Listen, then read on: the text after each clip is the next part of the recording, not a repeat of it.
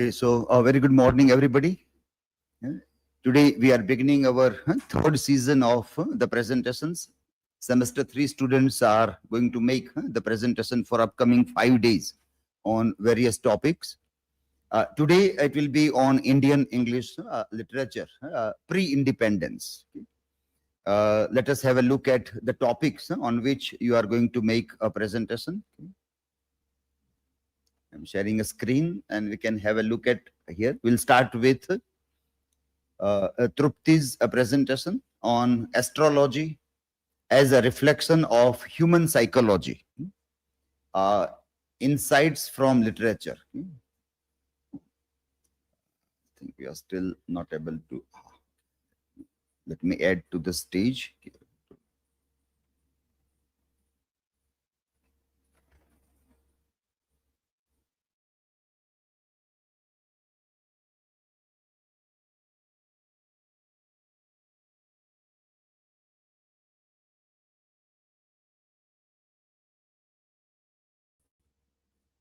Yeah, okay.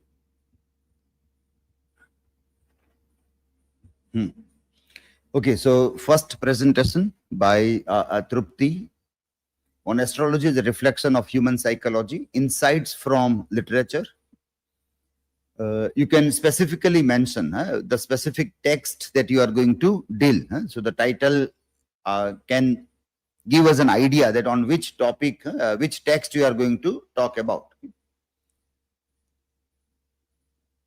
Jai is going to make presentation on Commodification of Spirituality in Modern India in an Astrologer's Day by R.K. Narayan. Okay. The Commodification of Spirituality in Modern India. Colon R.K. Narayan's an Astrologer's Day. Or a study of R.K. Narayan's an Astrologer's Day. When you make full title and then by R.K. Narayan, it seems that R.K. Narayan has said about commodification of spirituality. BHUMI's on modern child psychology versus traditional discipline in R.K. Narayan's Crime and Punishment. SANKET's on epic retelling, T.P. Kailasam's The Curse or Karna and Bhāsa's Karnabhāram. The titles should be in single inverted comma. Title of the text, The Curse, Karnabhāram, PARATHIV revisiting Karna through Subaltern theory, the unsung voice of marginality in myth and modernity. KRISHNA VALA on retelling Indian myth, insight from T.P. Kailasam's The Curse or Karna, title in single inverted comma. And when you put this inverted, this colon is always near the previous word. There is no space. Any punctuation mark, comma, full stop, colon, semicolon, it should always be near the previous word. There is no space in between. JYOTI's presentation on the conflict between Dharma, duty, and personal desire in The Curse or Karna. After Dharma, you have to make a space, then parenthesis, you put a parenthesis around duty. That bracket is known as parenthesis. And there should be no space between parenthesis and the word that comes inside. KHUSHI GOSWAMI's presentation on New Historicism and Indian Modernity, reading Rabindranath Tagore's The Home and the World and T.P. Kailasam's The Curse or Karna. Bhargav on the politics of slogans in The Home and the World. The Home and the World is the title. Okay. So you'll have to put it in single inverted comma. Okay.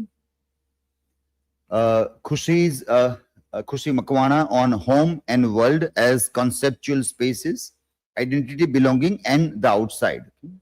Kumkum on from patriotic mantra to political weapon, Tagore's satire of nationalist rituals in The Home and the World. The Home and the World is a text. So in single inverted comma.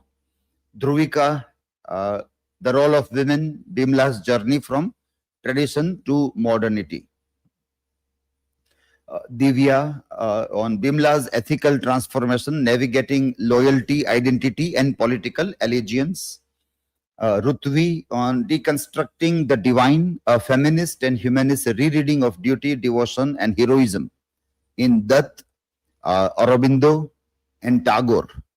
The internal turn in Indian modernity. That is very long title, so you'll have to make it a little bit shorter one. Okay?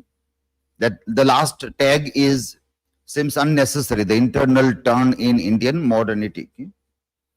KHUSHI Ravia on the colonial and cross-cultural influences of Toru Dutt and poem Lakshman.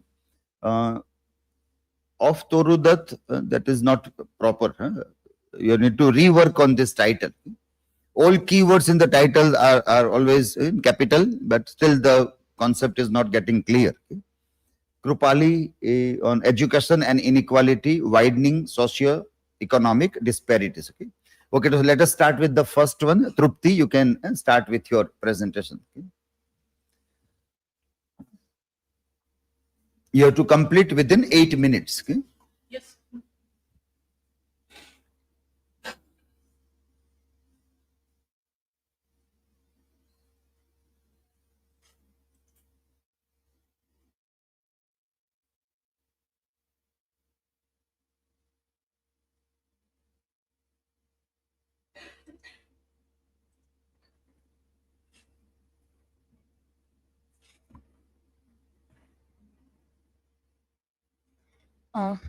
Hello everyone, a very good morning to all of you. So in the first day of our presentation, I'm going to deal with the topic astrology as a reflection of human psychology and insights from literature, where I will provide some of the example like of Shakespeare's Hardy, and some of the Indian text example, that how it also shows astrology as a reflection of human psychology. Here are my personal informations, then table of contents.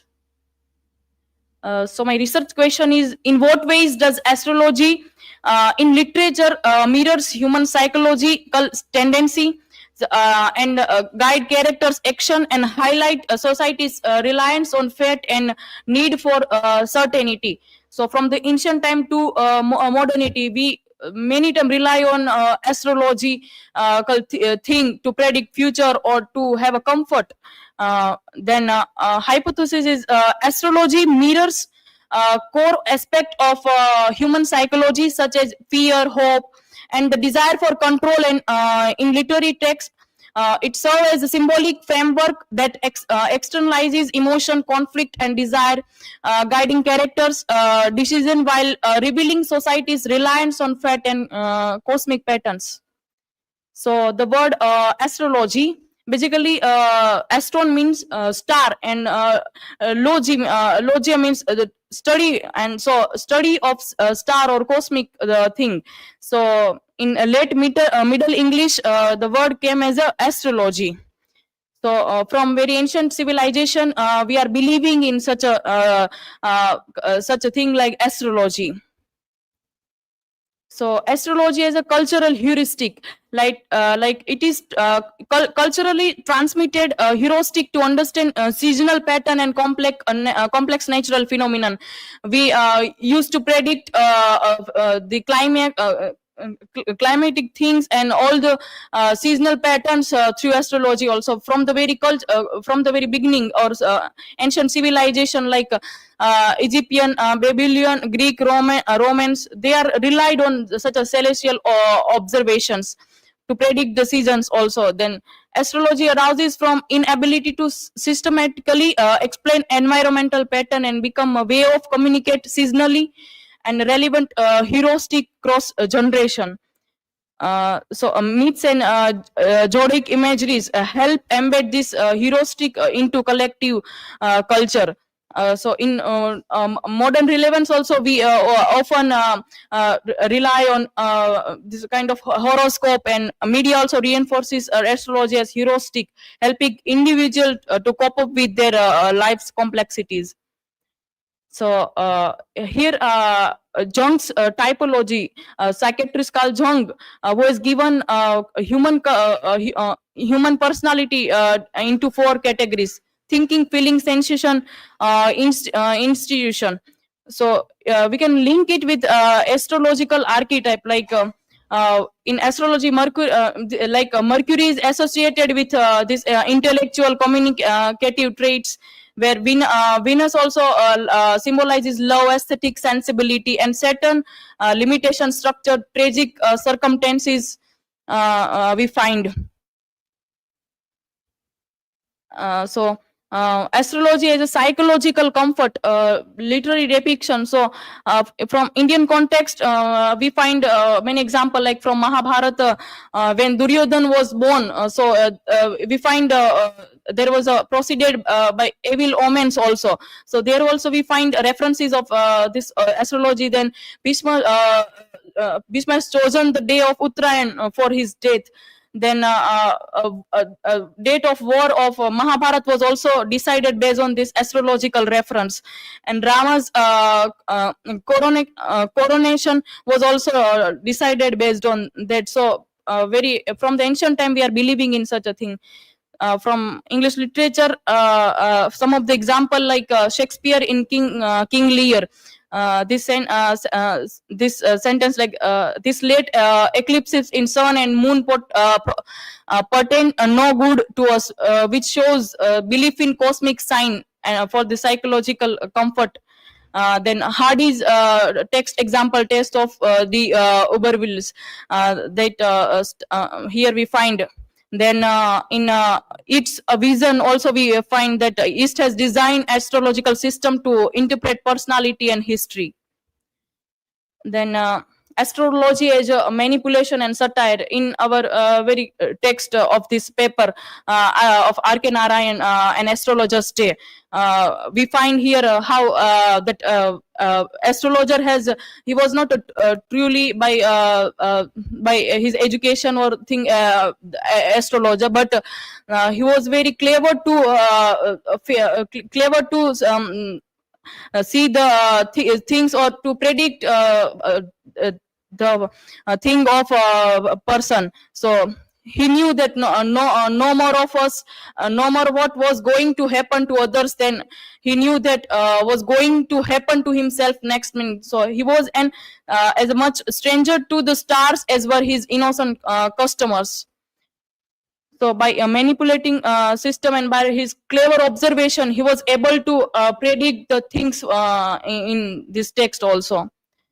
So astrology also associate with this fate and inner conflict, like in Shakespeare, Pierce, Julius Caesar.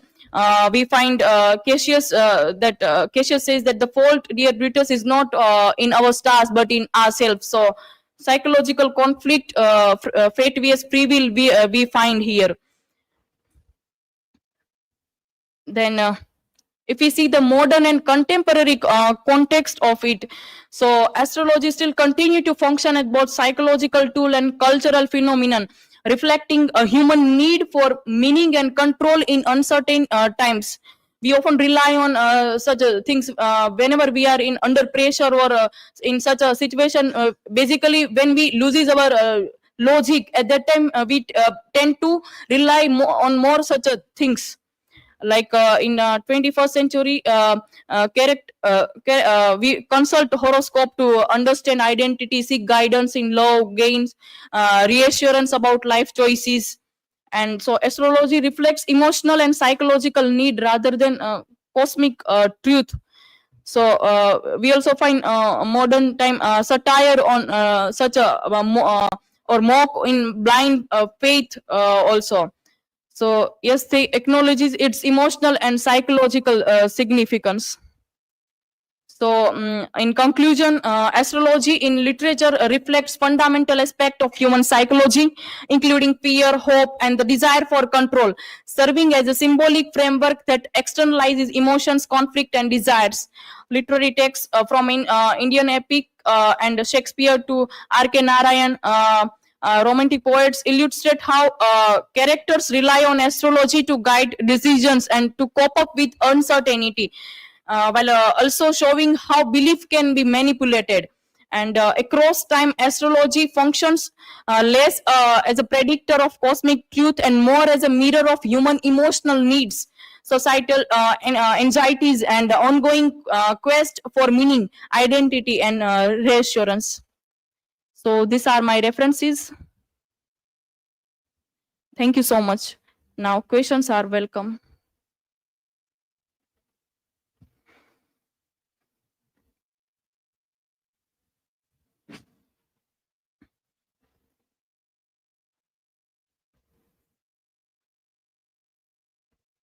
So, Trupti, my question is for you that do you find any contemporary works that critique or satirize blind faith in astrology?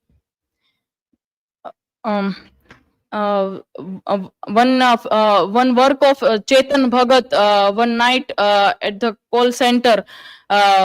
In that also we find this omens kind of things where character were associated with, and in this alchemist book also we find relation of astrological belief also.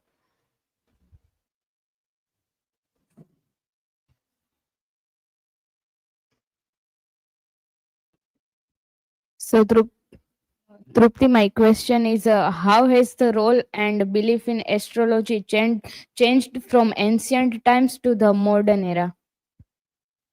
So basically in ancient time, if you see the Indian context, like king and other people were relied on astrological or astrologers for the major decision of their life, like if they are going for a war, then for another things majorly which major decision basically they were relying on. But in today's time we are questioning on such a things also, and not everyone is believing in these things. So this how we find bit difference in both of the time things. So this was from my side. Thank you so much.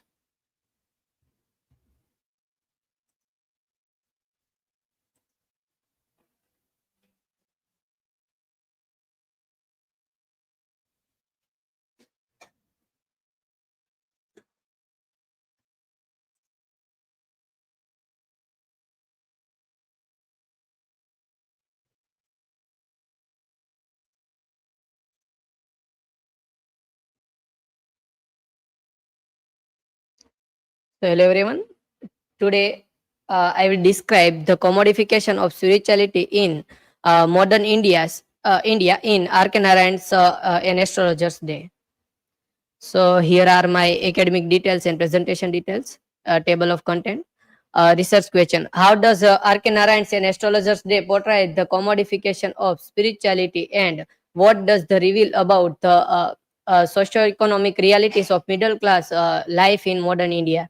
And hypothesis: this study assumes that in Astrologer's Day, Narayan presents spirituality not as a purely squared or authentic realm, but as a practice shaped by material needs and social demands. The astrologer who survives by sealing predictions demonstrate how faith and authority can be packaged as a service as exchanged for profit. By showing the astrologer's dependence on performance, discusses persuasion. Narayan suggests that spirituality in a modernizing society in increasingly commodified turned into the trade where beliefs is both genuine and apolitical. Introduction.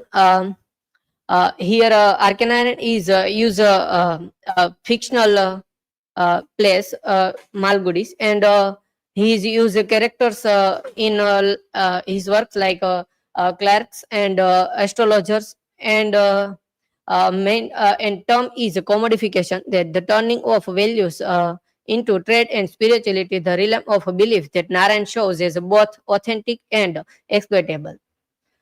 Spirituality in Indian society. In India, astrologers central at royal court alongside priests provide genius and rituals, oming kingship and everyday decisions. So this way in India, all astrologers were working, and everyday life, astrologers were was astrology and rituals integrated in personal, political, and social life. So astrologers were not only in our personal life; he was everywhere, used to determine auspicious timing, health, marriages, and governance. Faith versus service. Spirituality as a faith. Divine connection, legitimacy, and of rulers. Spirituality is a firstly they were in believe in faith and everything, and after that they were making it as a business and a profession. Here is a summary of an astrologer that we all know that, so I am skipping it. The astrologers is a trader of faith, appearance as a tool. So astrologer was make a holy face or and they are using say turban and scared ash and vermilion on forehead to being a astrologer, designed to project holiness and authority, and they use cowrie shells and mystic charts and Palmyra writings to being a more astrologers type of person. And Palmyra writing is one language which was used between 100 BC to 300 CE. And okay, faith and as a business, I also explained it. Commodification of knowledge, religious, spiritual wisdoms packaged and sold like a product. As we know that in astrologers day, that astrologer was trying to solve his all tricks and techniques. He just show people and body language, and then he tell that you are a struggle from this and that.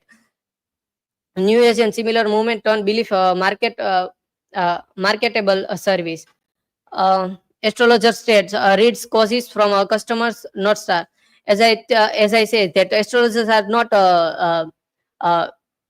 say stars or telling any stars, but he is just showing people listen his causes and body languages, and then he make a psychology that this person will be suffer from this. Advice becomes transactions, belief exchange from money, and faith as a business. Spiritually, knowledge functions as a service in the religious customer supermarket. At the end, commodification blurs line between scared wisdom and commercial product. Modern India's survival and commerce. So as we see in this narrative that astrologer was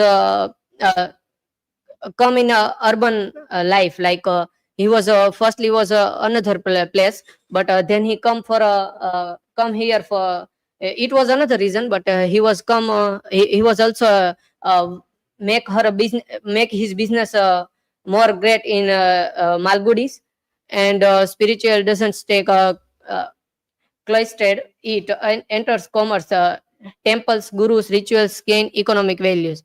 And India's economy transits echoes in religion, spiritual practices become service for consumption.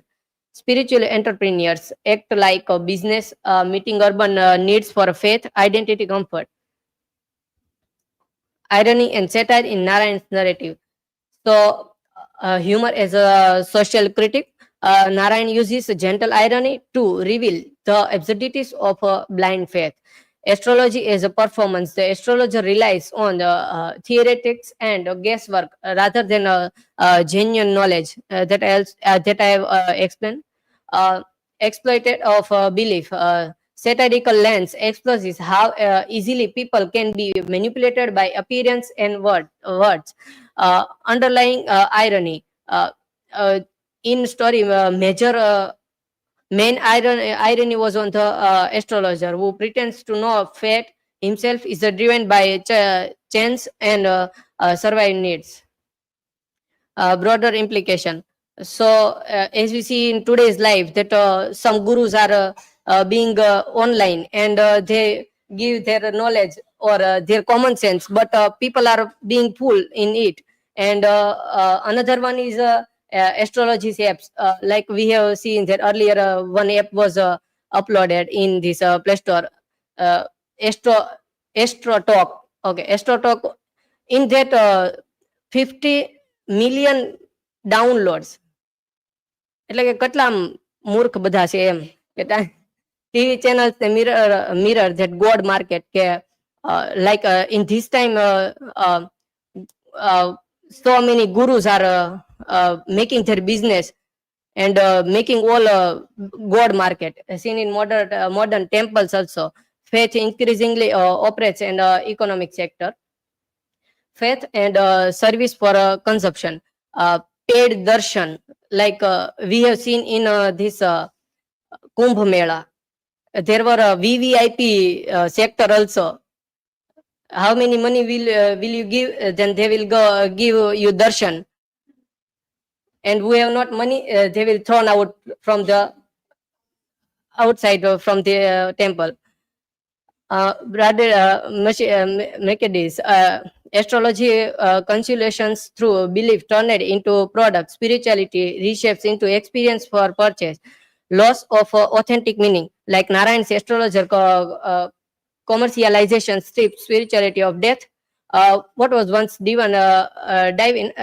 divine guidance now risk becoming transaction and spectacle. Here is conclusion. Arcanarians and astrologers, they offers nuanced portrayal of the intersection between spirituality and commerce in modern India. Throughout the character of astrologer, Narayan illustrates how spiritual practices once rooted in genuine belief have transformed into commodify service aimed at economic survival. This shift reflects broader social changes where faith is increasingly packed and marketed, leading to a blurring of lines between authentic spiritual experience and customer transactions. The story serves as a microcosm of the larger trend in the contemporary India, where spiritual practices are not only integral to personal identity but also to economic livelihood. Narayan's work prompts reflection of the implication of the commodification, urging reconsideration of balance between spiritual authenticity and commercial interests. Here are references. Thank you. Now, if you have any questions, then you can ask.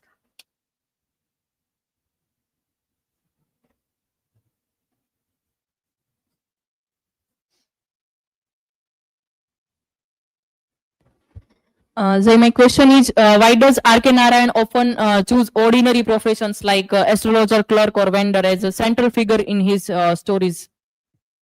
So Arcanarian is uses like ordinary these jobs or figures or professions like astrologer, clerk, because they are shows a common life and how they are struggle to earn and how they struggle to live between old tradition and modern values. In astrology, the astrologer is not just telling fortunes; he is spiritually living life. That is shows R.K. Narayan.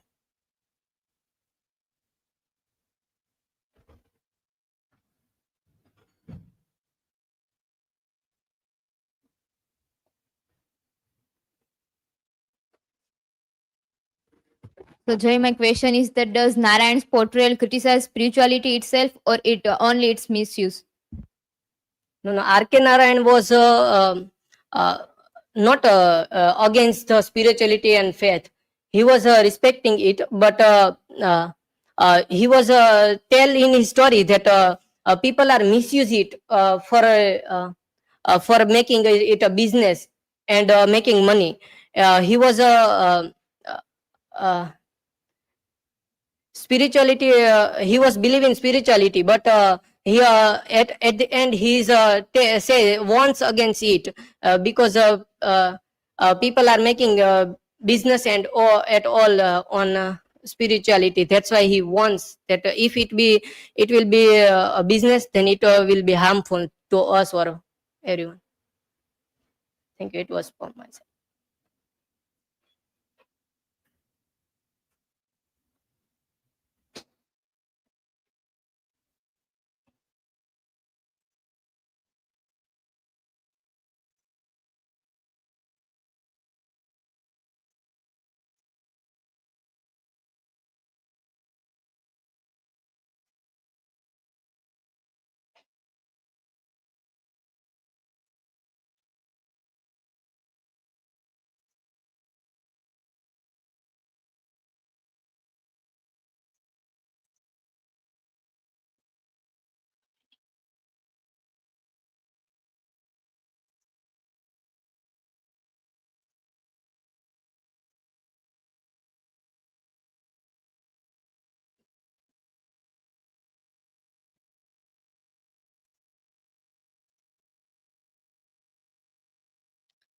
So, hello everyone. Very good morning to all.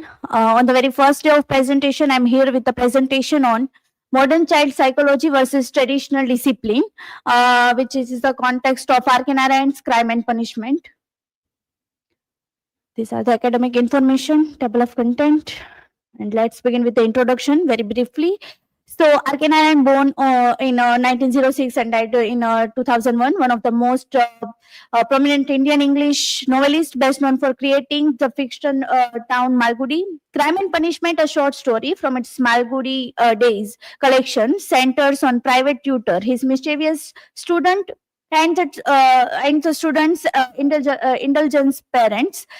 This story central conflict is the teacher represent traditional discipline, while the parents embody modern child-centered psychology. And the cultural context is the stories reflect tension in post-colonial Indian society, where Western pedagogical ideas met traditional Indian view of authority. And relevance is highlights broader issues of education and parenting, morality, and authority, still debated in contemporary context as well. So, research question is, how does Narayan's crime and punishment reflect the conflict between modern child-centered parenting and traditional discipline? And what insight can psychological theories and empirical research or corporal punishment provide for interpreting this tension? And hypothesis is Narayan's crime and punishment satirically demonstrate that both permissive parenting and traditional corporal punishment are flawed extremes, integrating literary analysis with child psychology and empirical evidence suggests that a balanced authoritative approach is most effective for fostering discipline and learning. So, first is modern child-centered parenting. So, first is psychological basis. So, rooted in this Dinah Bomrin's permissive parenting style, 1966. So, this approach emphasizes affection, low control, and maximum freedom for the child. It values the child's autonomy and emotional security over strict discipline.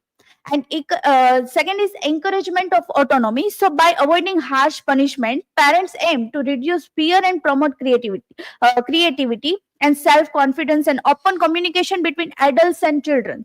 So nowadays we can find this kind of things in and around us, that the parents give to maximum freedoms to the children, and children also misuse the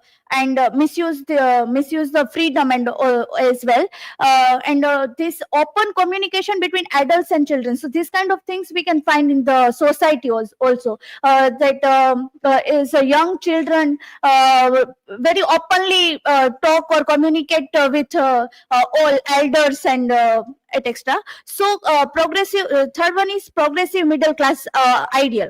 In post-independence India, many urban middle-class families embraced ideas from modern child psychology, setting them as a human and progressive alternatives and traditional strictness. So, from the elite class, modern class families also take the ideas from this, that they are also give the maximum freedom or facilities to the children also.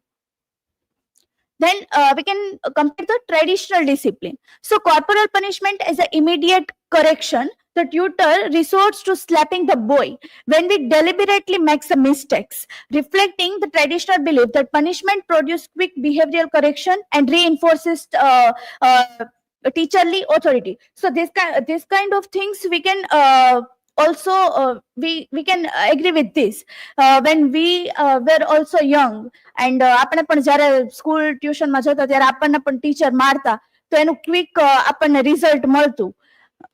So and our behavior also very quick and result also find very good.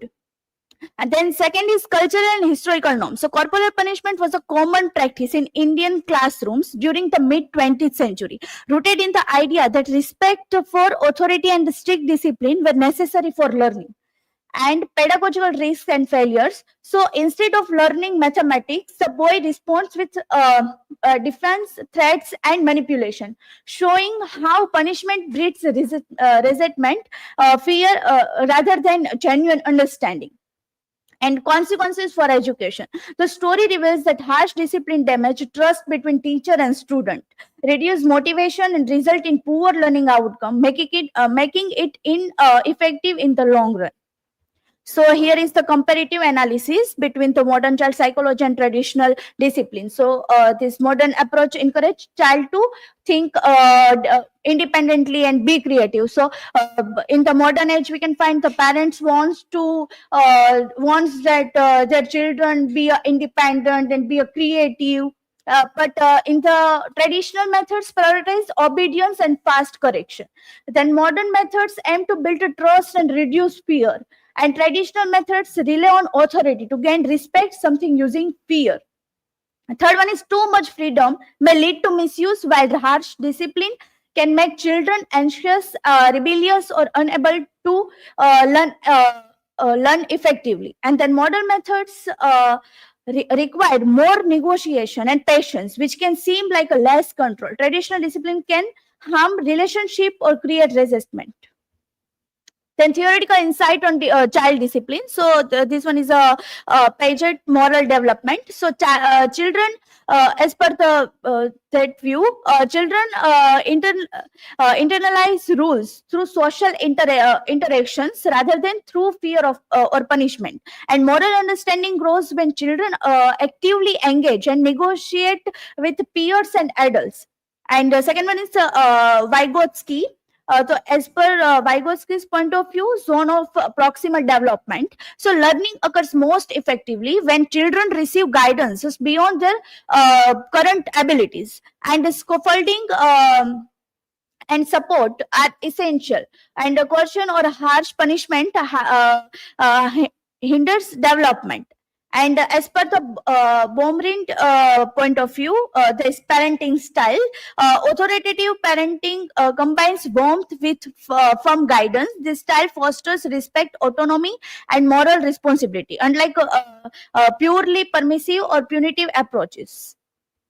So here is the empirical evidence on corporal punishment. So impact on child behavior and development. So research links corporal punishment to increase aggression, anxiety. Corporal punishment like we can find a corporal punishment like aggression, anxiety, and depression in children. So in the modern age also, as a sir mentioned in the class, કે કોઈને અત્યારની જનરેશનમાં કોઈને કઈ કહેવાતું જ નથી, એમ જરાક કઈ કઈ એટલે સિધા બોર તળાવ જ વયા જાય. Then academic and cognitive effects. So studies shows that corporal punishment negatively affect learning outcome and academic performance as well. Fear-based discipline reduce engagement and motivation in school setting.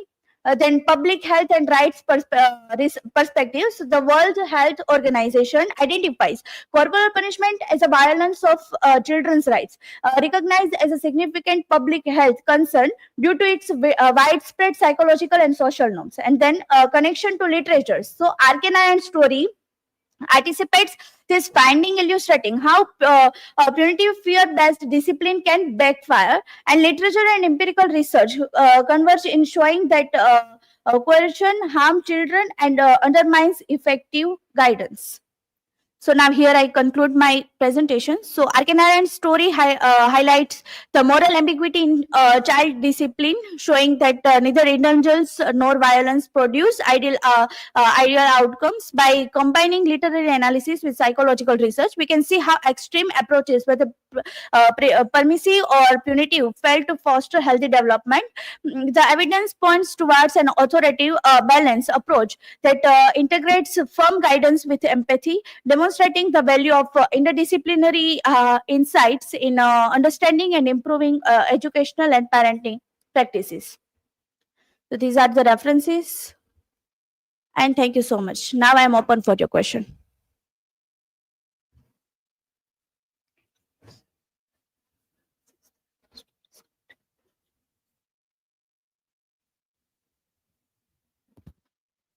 My question is, in what sense the story's conflict is universal, not just an Indian? Yes, the story's conflict universal because we can find the teacher and parents face the same challenge, and they have whether they think that whether it's to be strict or very lenient or liberal. If they are strict, so that children may fear or rebel. But if they are very lenient or liberal, so children maybe may misuse of these things.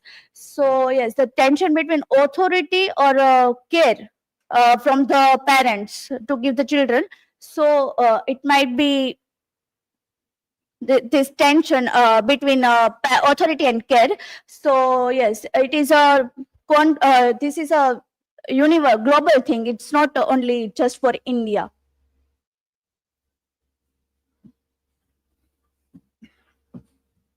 Who is this Joy Gaming? Yeah. You have to change your name. Huh? This photo, name, both are missing. Huh, in this.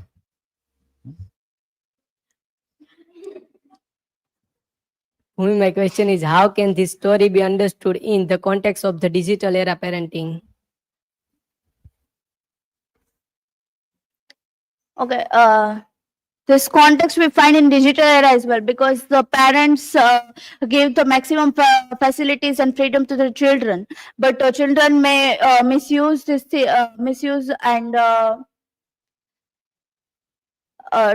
children often demanding for the smartphones and video games and night out and all those things, but it creates very dependency and maybe harmful for studies and social skills as well. So yes, this is from my side. Thank you so much.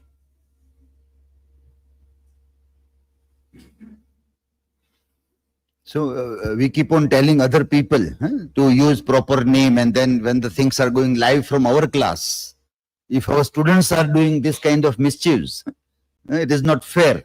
This all is going live, and you are now in 3rd semester. So you should be aware about all these things.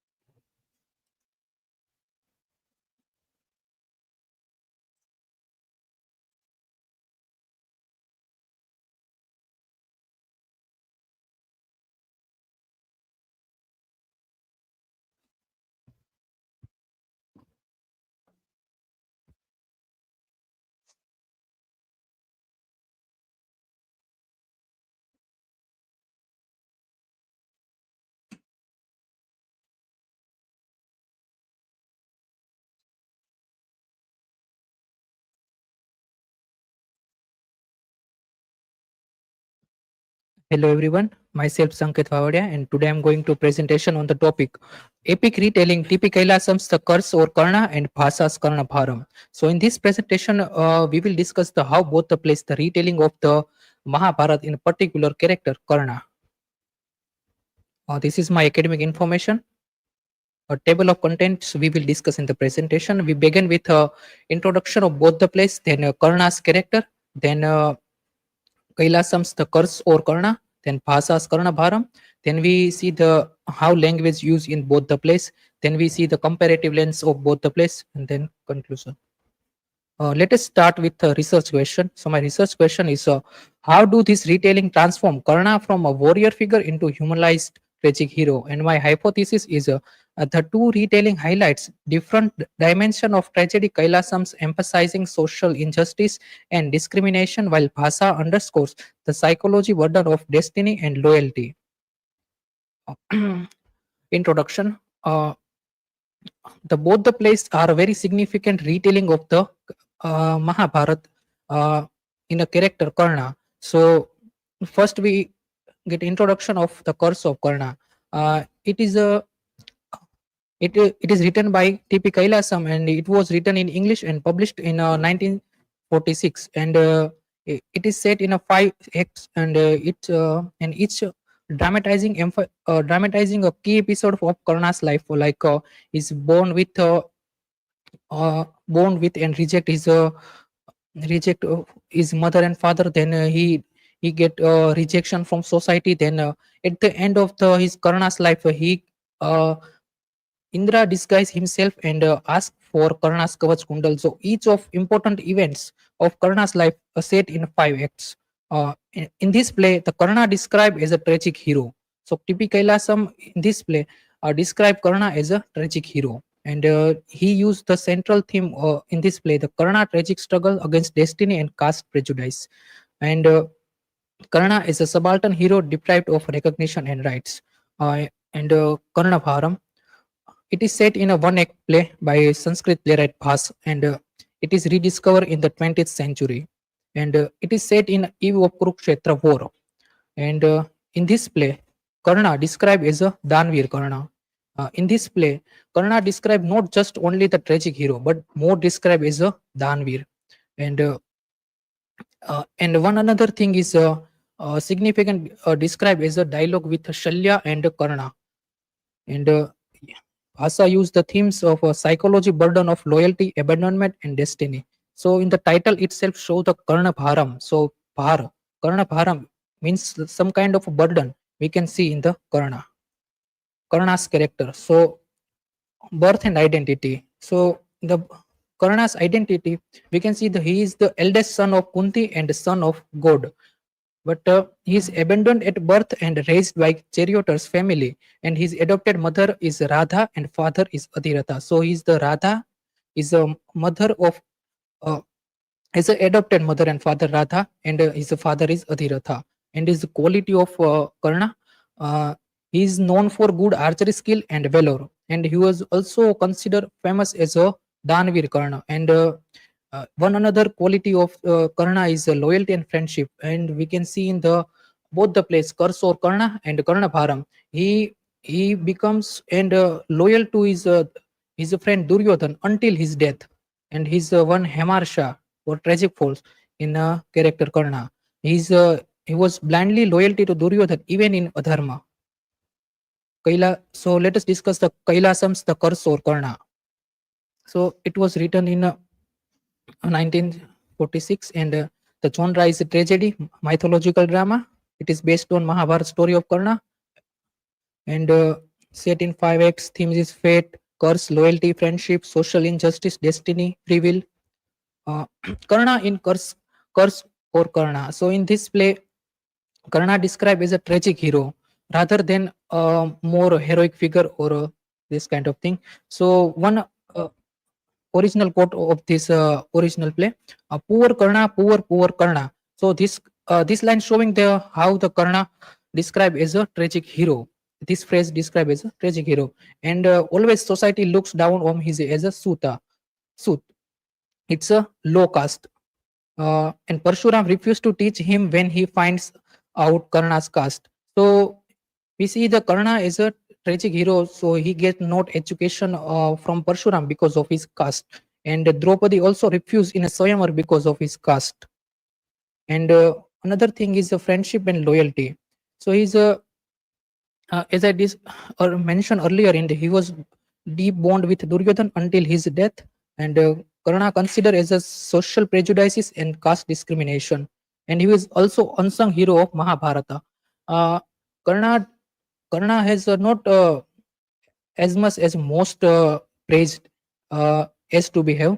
So it is also considered as a unsung hero of Mahabharata. And overall, in this play, Karna faces lots of inequality, marginalized, and injustice.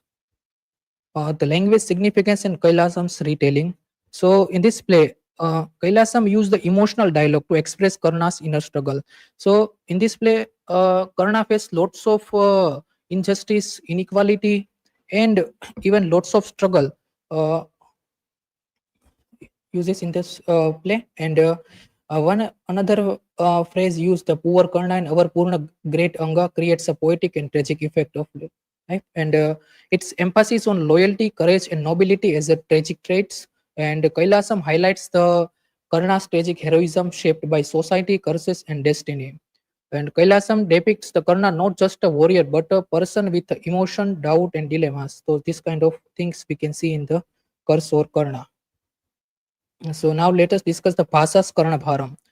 So this play set in a one-act play, and it focusing on Karnas before Kurukshetra war, and the title itself showing the Karnabhara. So some kind of a burden we can see in the Karnas.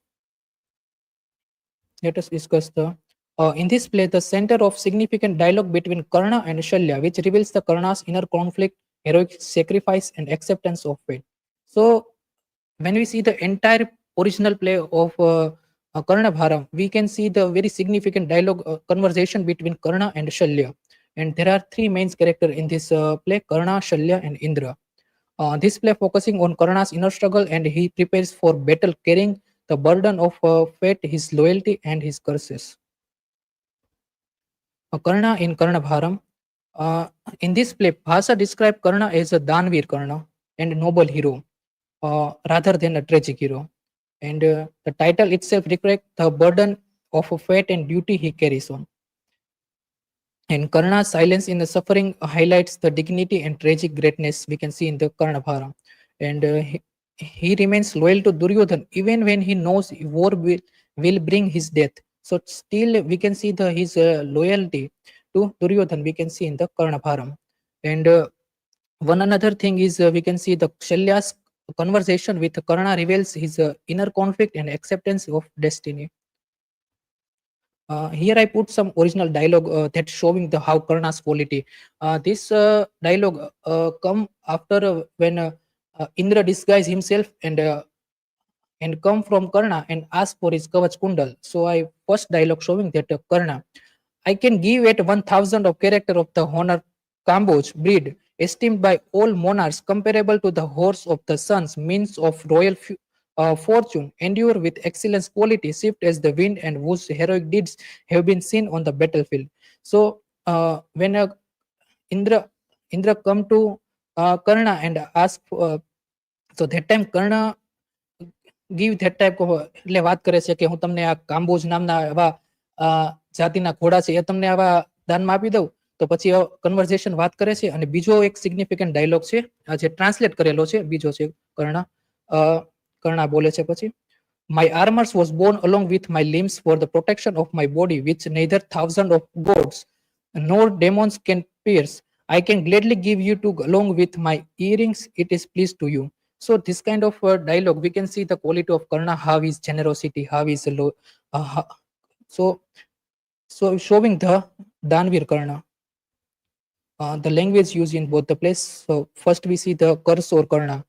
So it is written in English, and in this play, the language and dialogue to highlight the social issues such as caste discrimination in this play, and use of symbolism, repetition, irony, etc. And curse of Karna is blend with mythological narrative with a modern concern, caste, injustice, etc. While Karnabharam, we can see it was written in a classical Sanskrit, and it focusing on inner conflict rather than action, and the use of metaphor, imagery, pathos, etc. And also use the heavy use of symbolism like burden is equal to like a fate, curse, inner struggle, etc. Comparative lens. So in the both places, when we see the Bhāsa, Bhāsa described as a glorified Karna, as a Danvir, noble hero, rather than tragic hero. And Kailasam shows the Karna is a tragic hero rather than is a glory of Karna. And another thing is Bhāsa.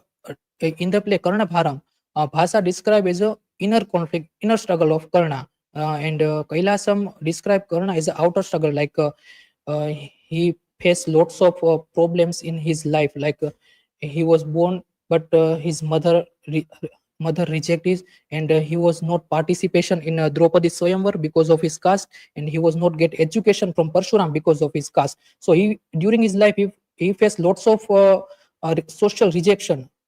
So we can see in the Kailasam the curse or Karna, and Bhāsa used the philosophical, dignified, and symbolic use in the, and while Kailasam used the emotional, critical, and societal and realistic themes in this play. This is my references and the conclusion. So in the both the plays, the very significant retelling of Mahabharat in a particular character Karna, and it was showing the Karna as one of the most complex and tragic figure of the Mahabharat. Kailasam focused on the social injustice, caste-based humiliation, and shaped Karna's suffering, portraying him as a victim of prejudice and rejection. In contrast, Bhāsa emphasizes Karna's acceptance of destiny, his noble generosity, and the heavy burden of loyalty he carries. Together, their portraits enrich Karna's image as an unsung hero, marginalized, yet dignified, tragic, yet profoundly human. So this is from my side. Now you can ask question to me.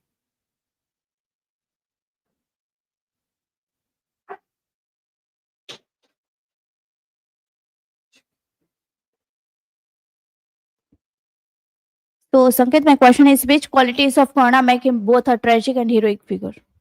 Okay. So in a Karna, when we see the Karna is a tragic hero because of his એનો જન્મ થાય છે ત્યારે જ તે એને એના માતા પિતાથી એને દૂર થઈ જાય છે. પછી he faced lots of social problems like rejection of society. He was not proper get education. He faced lots of caste discrimination, injustice, inequality. So it's make a Karna as a tragic hero. While in the play Karnabhāram, when we see the Karnabhāram, Karna Bhāsa described as a glorify Karna like a Danvir, his loyalty, his good archery skill make him as a heroic figure. Okay, next question.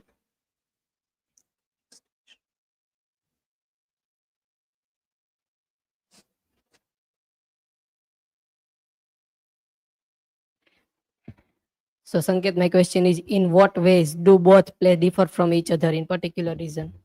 Okay, so when we see the Karnabhāram, we see the glorify Karna. Karna is a Danvir, his loyalty, and praise of Karna, and describe more Karna as a heroic figure rather than tragic. And in the curse or Karna, we see the tragic figure of Karna. He faced lots of problems, societal problem, caste discrimination, inequality, injustice. He was not get education from Parshuram. So this kind of rejection showing the tragic figures. So this kind of difference we can see in the both plays. Thank you from my side.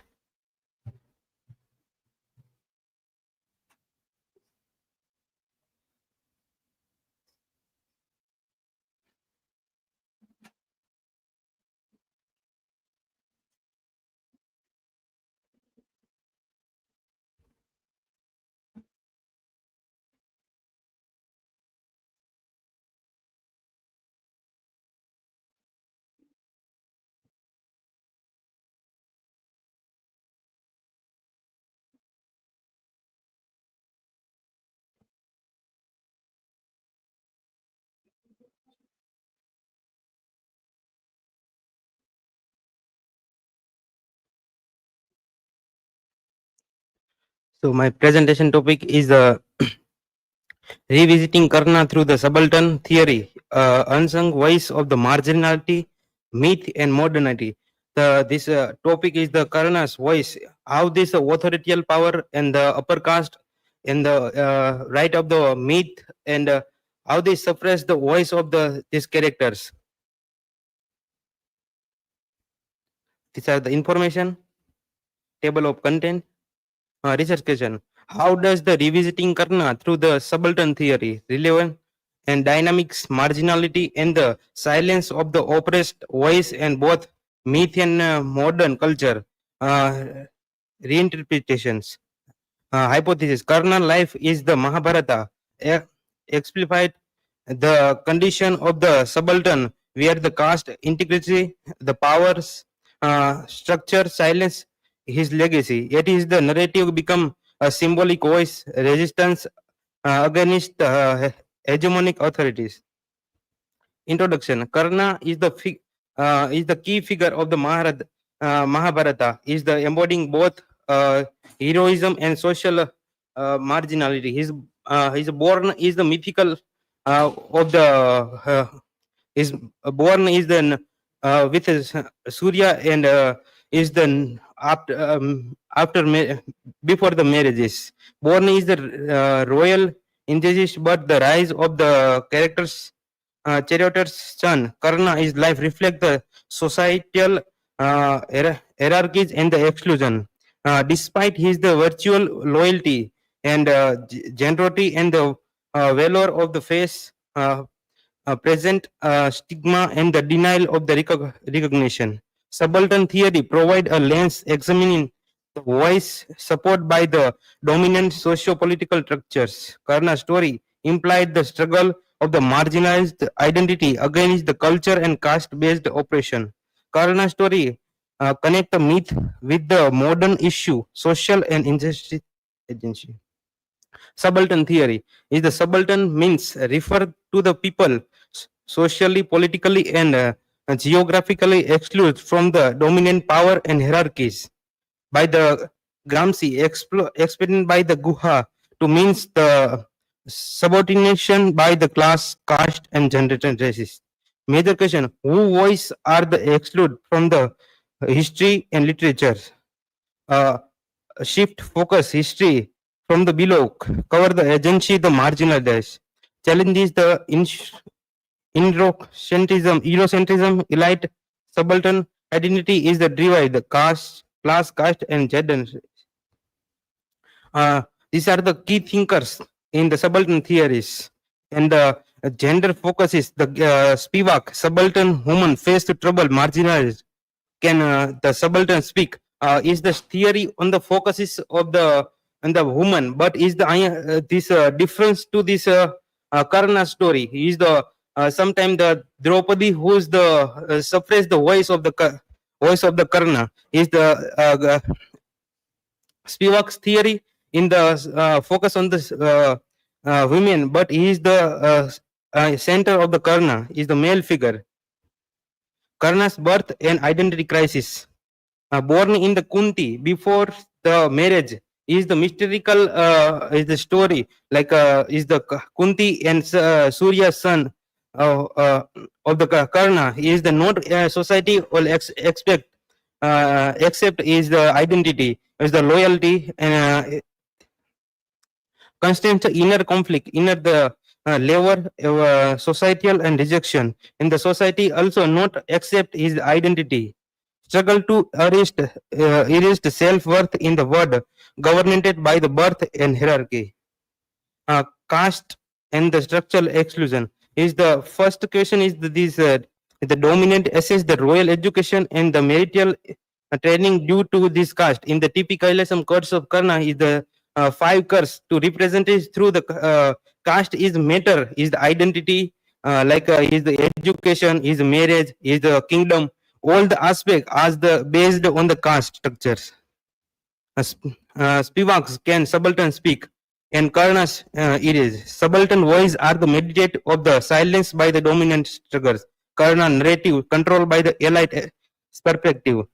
Is the speech often oppressed by the ignored by the this writer. Vyas is the character is the controlled his speech in the writing of the Mahabharata. Is the elite person and the his character also in Mahabharata like Pandavas, Krishna and Draupadi is suppress his voice. Loyalty and gratitude is the loyal person in Pandavas and Duryodhana is the teams but he is the moral conflict between the loyalty and blood ties. Loyalty as the both resistance bondage reflect the complex ethical subalterns survive and highlight the tragic dominant of the alliances. Who speak for the Karna? Epic elite versus subaltern lenses is the major question. In the elite narrative, dominate Karna's story. In the subaltern readings, speak to the reclaim his voices. Tension between the spoken about the speaking for the self is the major question. Who speak for this subaltern person? In this story was written by the elite person, but no any aspect for the Karna to his express himself is the is question. In the subaltern theory maker like a Guha is the give a voice of the marginalized persons.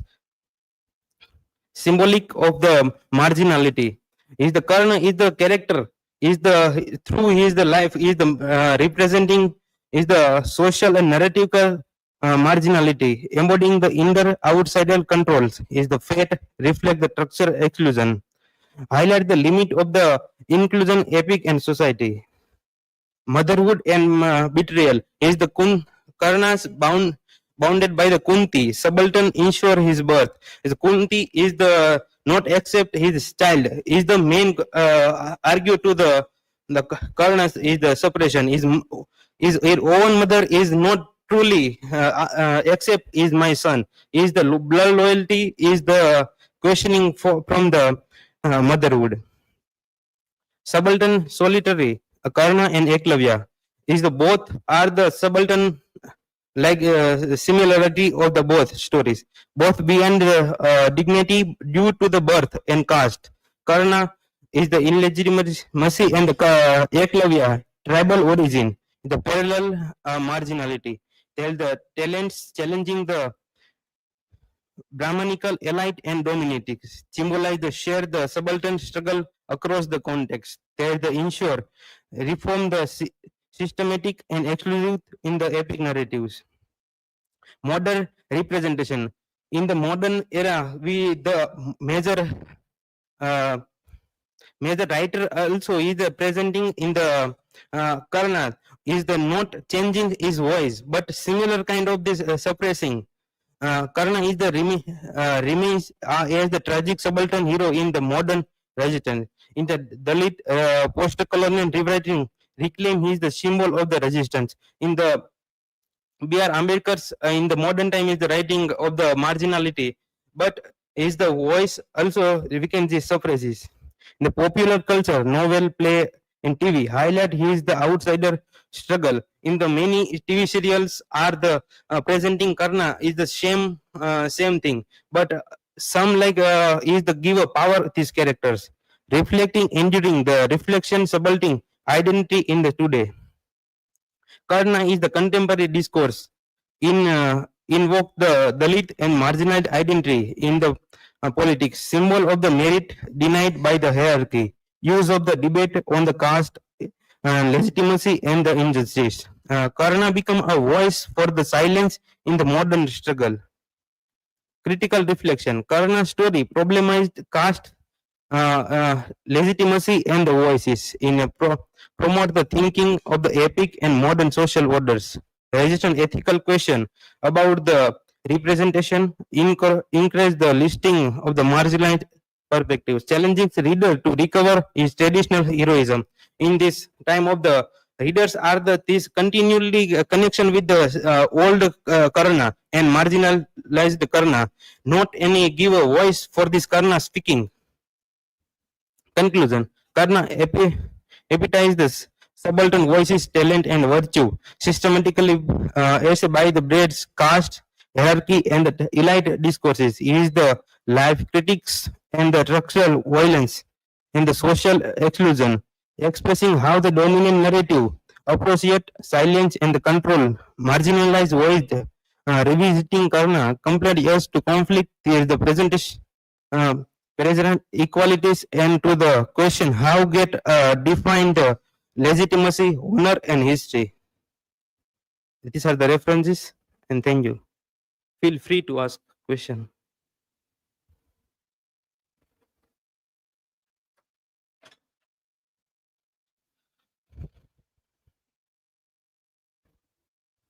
So Parthiv, my question is, how does Karna's life reflect subaltern marginality and restricted agency? Yes, it is Karna's overall life are the based on his subaltern and pressing voices in the this young kingdom, and this the competition of the competition and the Draupadi's and marriages are the and the Swayamvara. All these conflicts are the give a key to show the how suppressed his voice is. Okay. Next.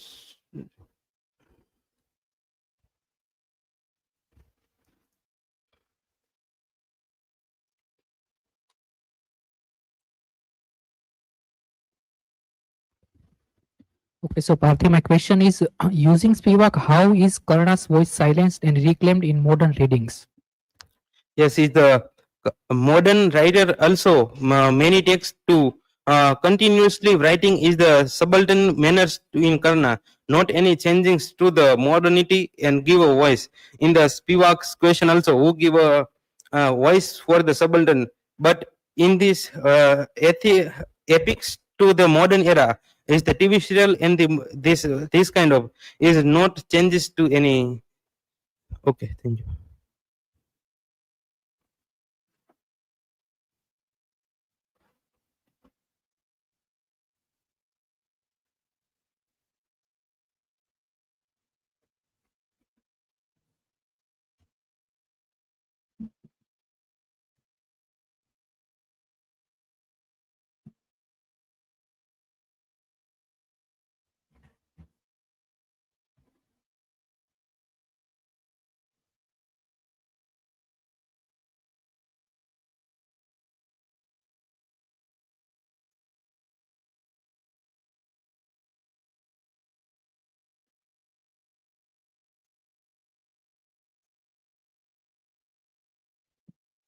Good afternoon, everyone.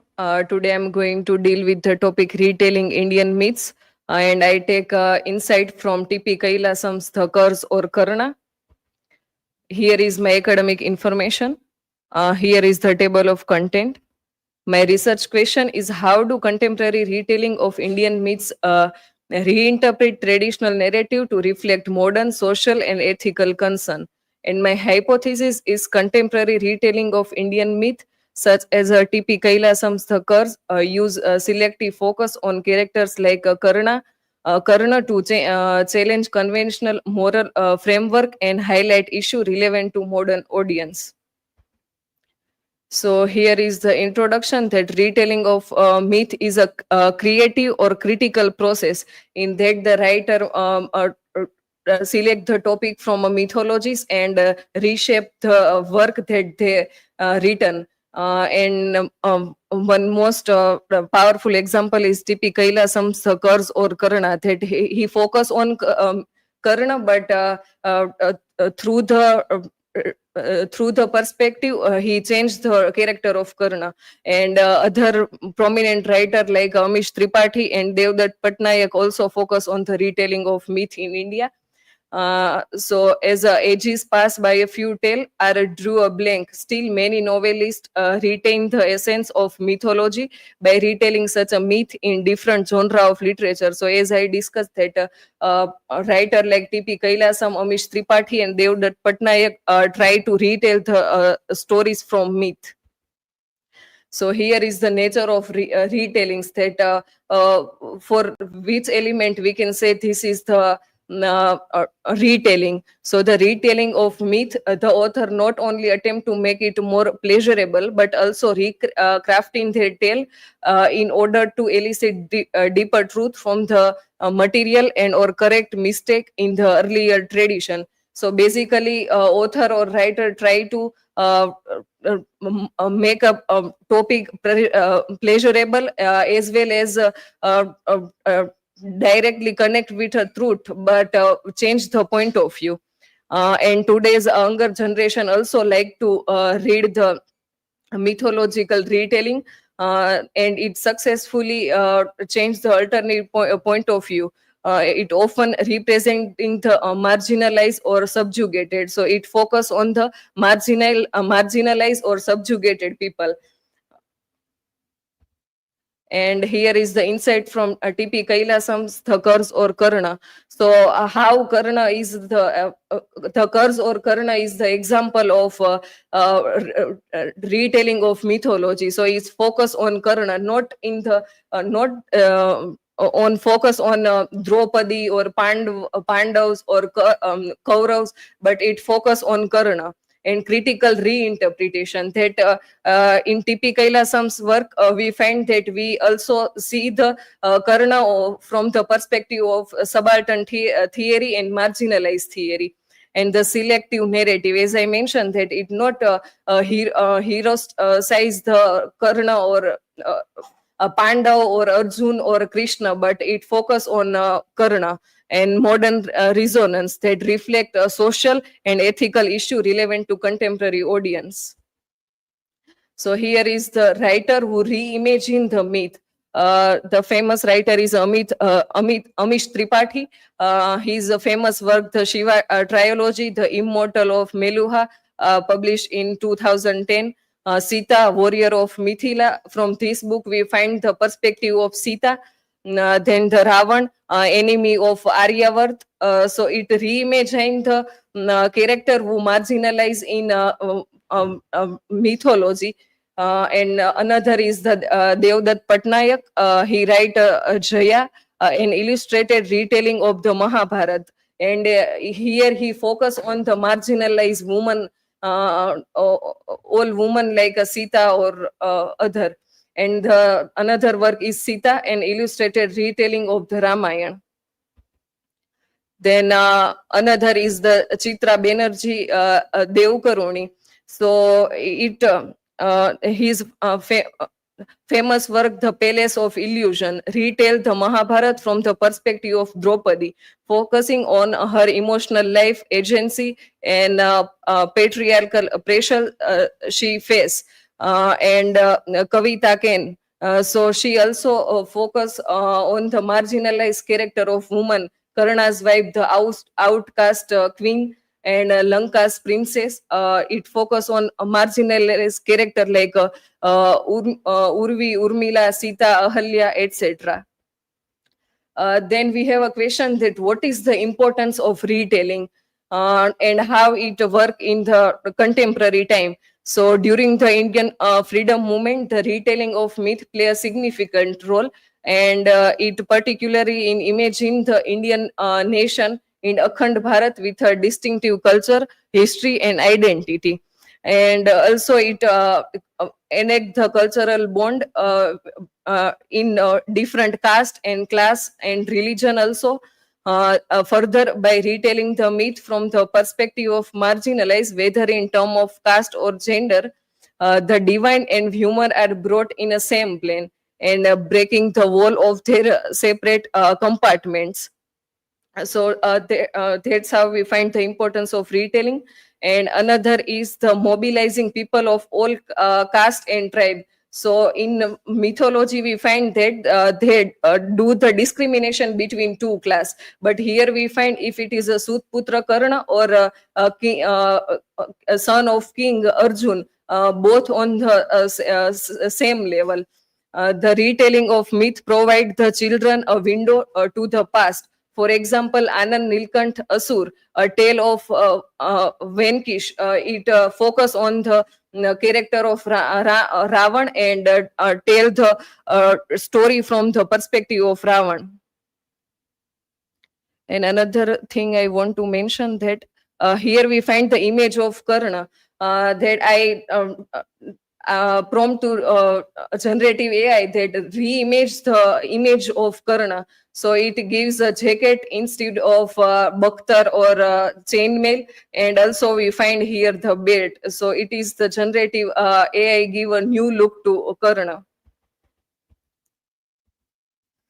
And revisiting and retelling the story from mythology help the mankind to learn moral value, ethic, and virtue and philosophies. In that we can understand that what was lack in mythology and how we improve our ideology or our philosophy according to modern retelling. And final thought, a new idea never alters the past, but it rejuvenates the idea of the past. So it not alter the past, but it can retell from new perspective. So here is a conclusion that retelling Indian myth is a way of reinterpreting epics for a changing time. It is a cultural memory while reshaping story for a new generation. Writer like Kailasam, Amish Tripathi and Devdutt Patnaik offer diverse perspective. This retelling explore theme of justice, identity, and human value. Thus, mythology remain dynamic, relevant, and meaningful in modern society. And the final quotation is, the act of looking back is one of the hallmark of understanding mythology. Without the analysis of past story from a modern perspective, myth would lose certain aspect of their meaning. So here is my resources. Now you are free to ask question.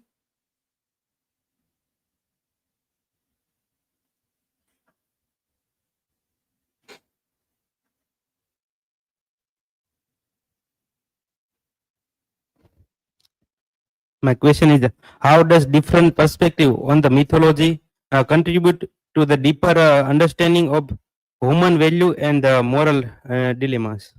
So when we read the writer of a retelling of myth, so we find that what difference they make in the current book that not mentioned in mythology. So we can compare both the text and finalize that what was a lack, what character marginalized in mythology, and what character are heroicized in modern work. So that's how we find mythology contribute to a deeper understanding of human value from a different perspective.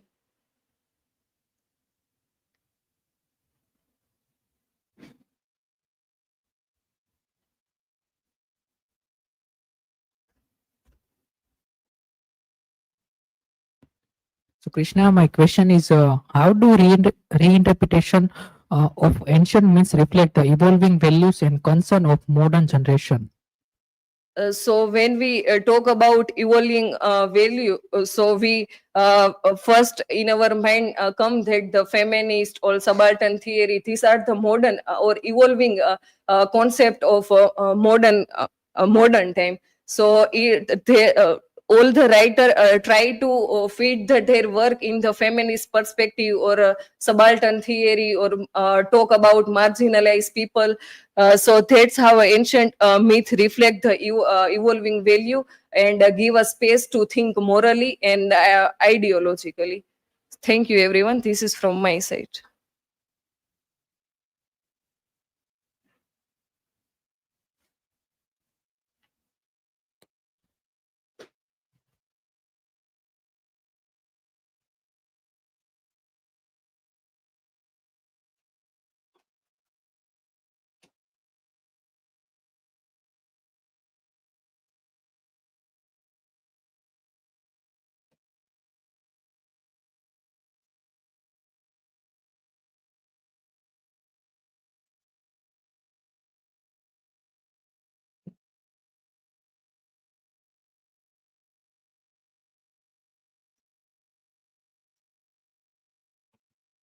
Hello everyone, myself JYOTI MER. Today I am dealing with my presentation topic is the conflict between Dharma and personal desire in the curse or Karna.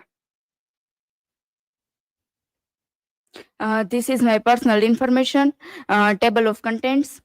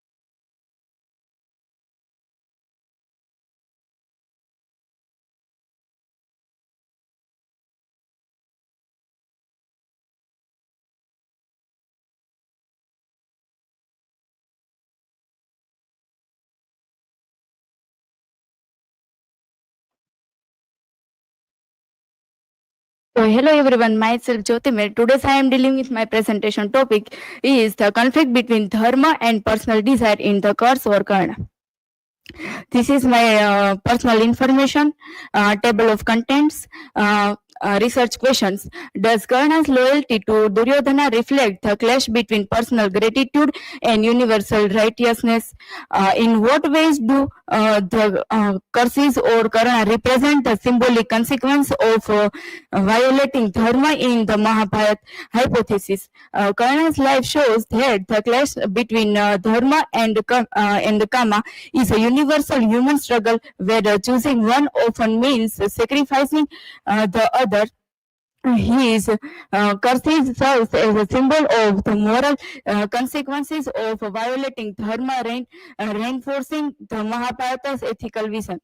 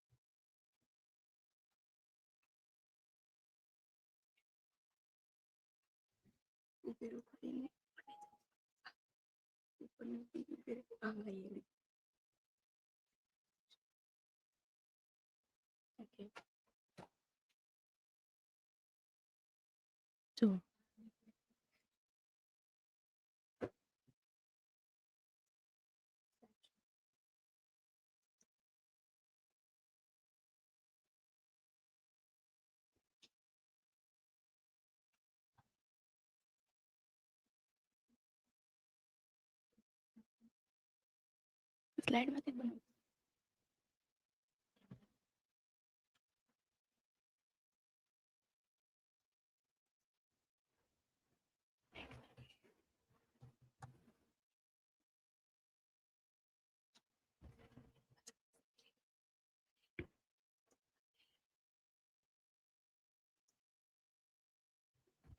Dharma versus desire framework.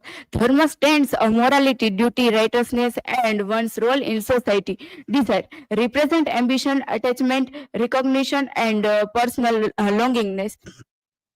Karna's life is shaped by the tragic collision between these two forces. His dharma as a warrior demanded truth and justice.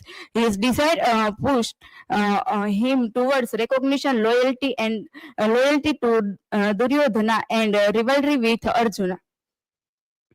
Karna's desire, recognition and social acceptance. As the son of a charioteer, he longed for respect and legitimacy.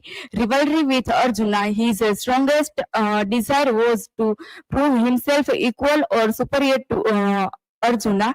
Gratitude and loyalty to Duryodhana. He remained bound to Duryodhana for giving him honor and kingship.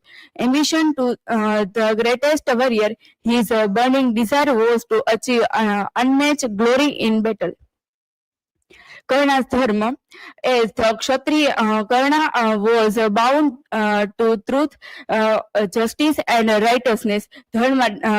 Dharma demanded that the upward fairness in a battle and stands for what was right.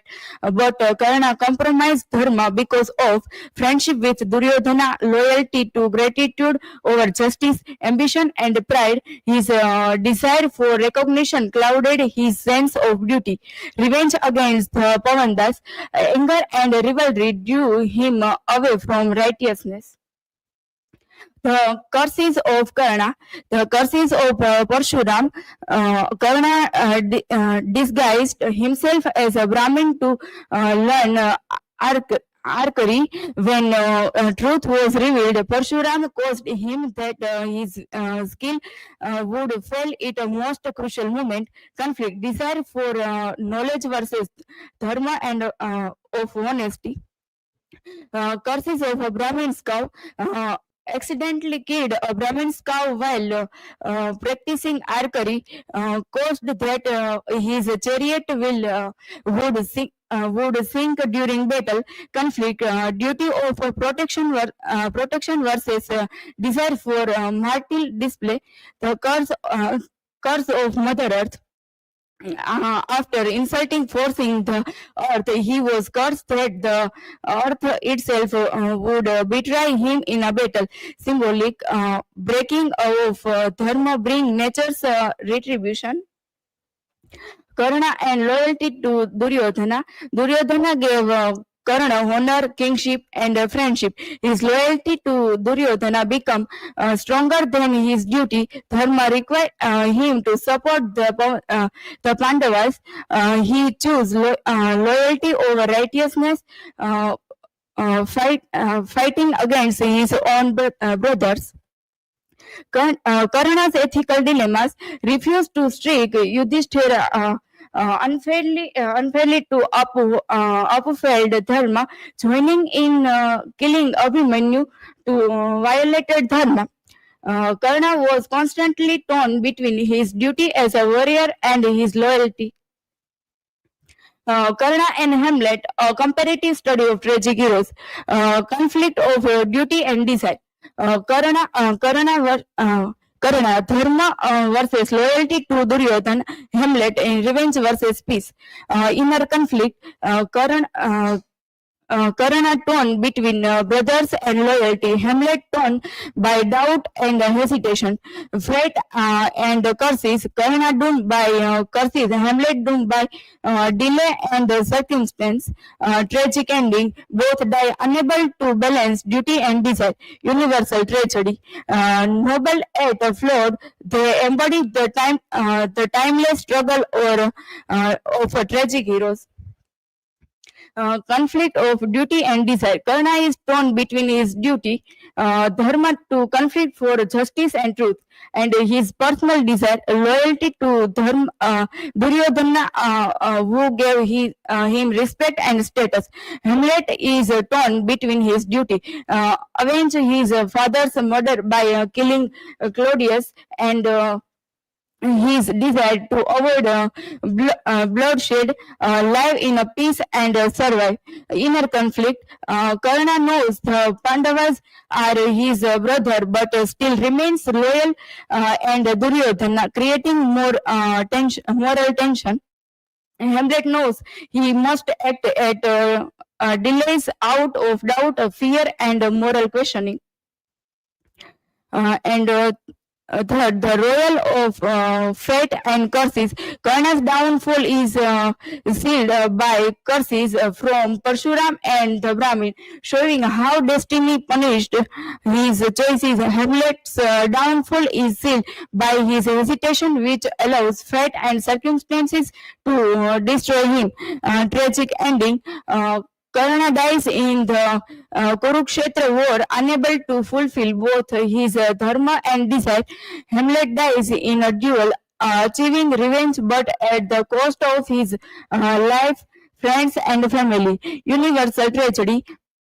Both embody the tragic hero archetype, noble morality, morally conflicted and destroyed by the clash of duty and desire. And conclusion, Karna represents the eternal struggle between duty and personal desire. His life shows how ambition can cloud morality. Yet fulfill one's duty often requires great sacrifice. The curses he faces symbolize the consequences of compromising dharma, making him one of the literature's most complex and tragic figures. This is my references, and thank you. Now you are free and ask me a question.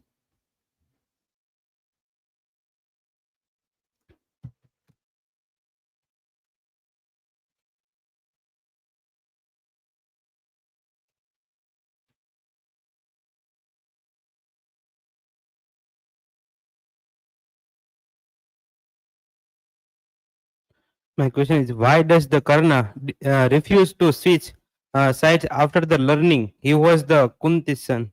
In the Mahabharata, Karna refused to switch sides after knowing Kunti was his mother, and he was loyalty and gratitude of Duryodhana, and he gave him respect on status above the personal gain and blood ties. Next.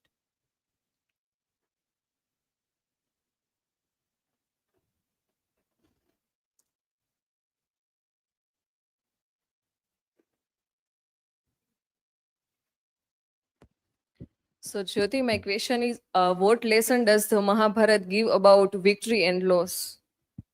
In the Mahabharata, the victory and loss, we show the and loss, and the both are the painful, and even winners like Pandavas suffer deeply, proving, and war brings destruction, not a happiness. True victory in the dharma and justice and compassion. Thank you. From this is my side.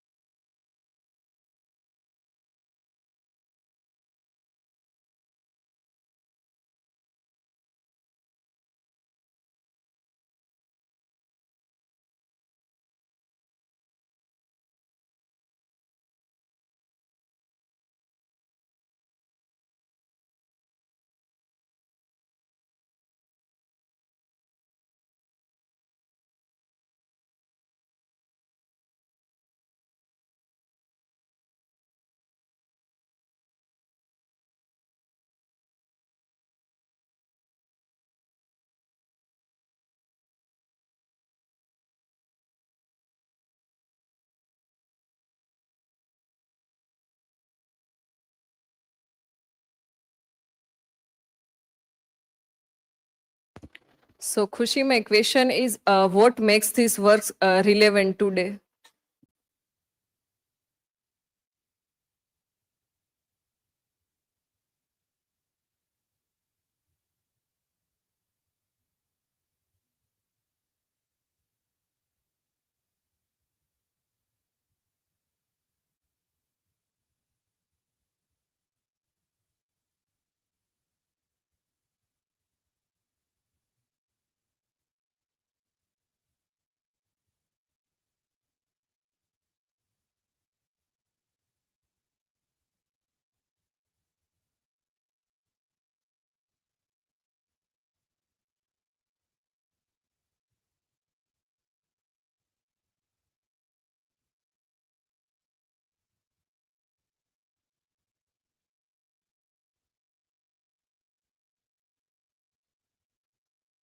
Khushi, my question for you, what is the common theme in the Tagore and Kailasma's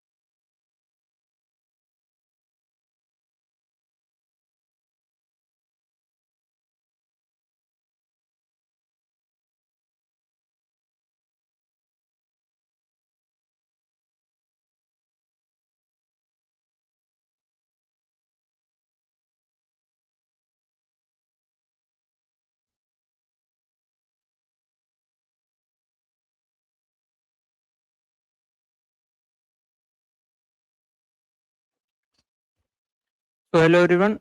Today's my topic is the politics of slogan in the home and the world. Here is my details. And today we are going to discuss the language and its role in politics. Then Sandeep as a leader. Then a speech or a movement which was done by him in the home and the world. Then slogans as identity, slogans and its use. Then how language becomes a weapon, and what is said in those slogans and what is not even said in there. Then how to not fall in such a slogan that we are going to discuss. My hypothesis is how Rabindranath Tagore in the 1960s warns us about this kind of leaders, that how they use a particular slogan just to manipulate people by saying they are contributing to the nation's freedom. And my research question is, how does Tagore's The Home and the World demonstrate the role of slogans and emotive language in shaping political movements, identity, and mass psychology?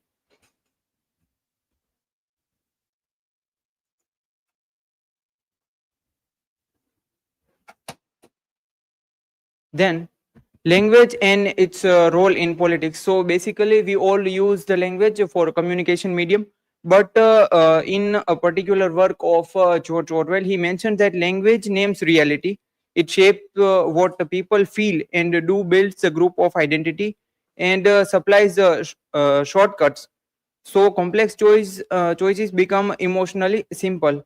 In his that essay, he says that political language, and with variation, this is true of all political parties, from conservations of anarchists.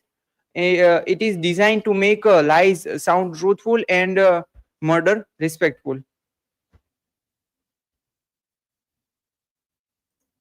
Then Sandeep as a leader, we all know that Sandeep was related with Swadeshi kind of a movement.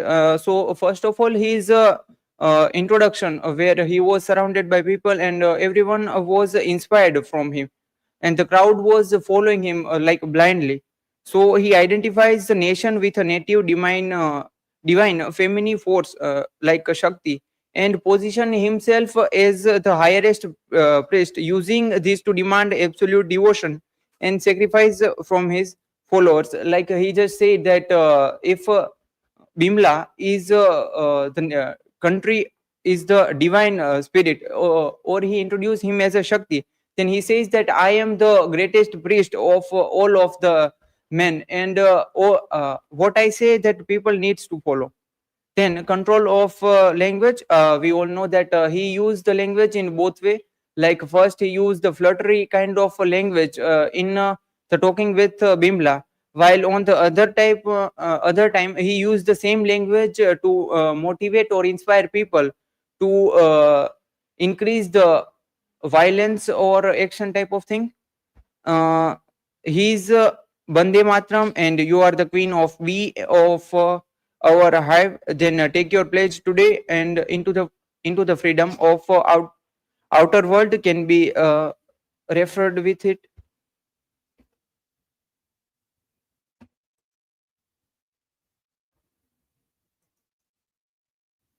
Then speeches and movement. We all know that he sometimes makes some speeches or lead some movement.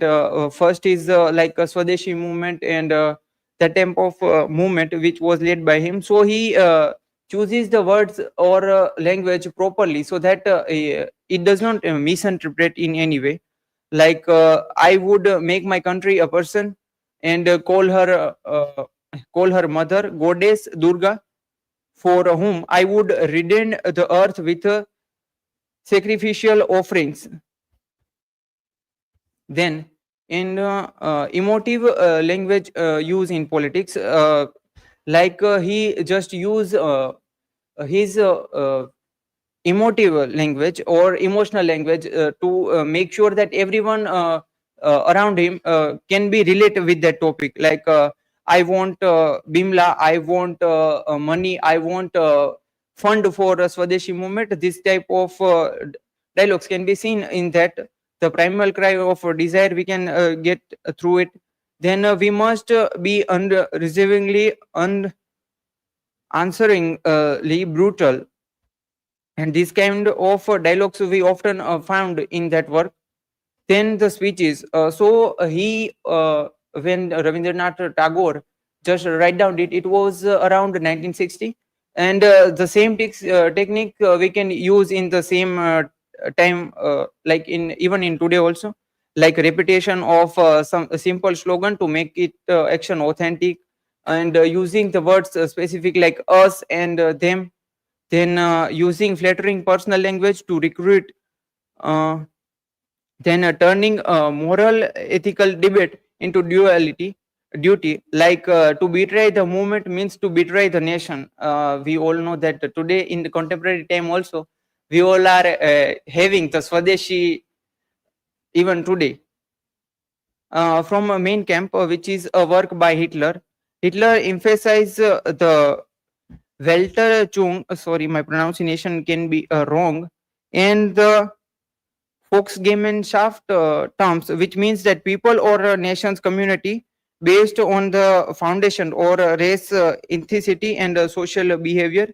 that are emotionally rich but politically elastic. He stresses the needs of nationalize the masses and to educate youth into a single flattering of sacrifice and pride. Then slogans as identity. We found these slogans in everywhere, like in news, books, and movies also. So Swadeshi is a duty. Burn the fortune to make the nation pure. We did not find this slogan, but we just block the application or the cast away that person. And all animals are equal, but some animals are more equal than other. That we also can find out. Then Bharat Mata Ki Jai. That is a slogan which everyday people keeps using it. So I have taken a clip from India Today, where a person is saying that Bharat Mata Ki Jai was slogan coined by a Muslim, but then some Hindus came and fight with him, and still that one article can be news can be find out. Then some other, like Madhya Pradesh Probal team makes kid chant Bharat Mata Ki Jai at a Christian school. Then in Business Standard, Gurugram school incident, no mention of Jai Shri Ram Bharat Mata Ki Jai FIR. There was a case of a Muslim who was beaten by some Hindus, and when he tried to case an FIR against them, then there was no mention of saying that say Bharat Mata Ki Jai or else we will beat you. Then in India Today, there is also a case like when a person is saying that I will name my my wife as Bharat Mata, and his son name will be Jay. So whenever her class teacher would ask him what is your name, then he will say Bharat Mata Ki Jai. Then he just reinterpreted it and said that my point was not to say that Bharat Mata Ki Jai, but I just want to say that if a mother is there, then she will not let her children sleep empty stomach. Then slogans used to exploit human needs. We all are one. વિવિધતામાં એકતા ટાઈપનું જે think છે. પછી all animals are equal. Then Bande Matram. There is a big lie tactic introduced by George Leung. The idea to colonize lie represent a simplified can be believed because people refuse to think that anyone would have the authenticity to lie so huge a lie. Use that as a slide to define. Then slogans create a moral shortcut. First is Bande Matram. So whenever when there was an incident when Bimla just gave the money to Amulya and said that Bande Matram, he was just stealing some money from his house to giving a nation, and he also knows that Sandeep will not use it for the nation, but still she just said Bande Matram. Then I preach the great discipline of justice, and all can be found in.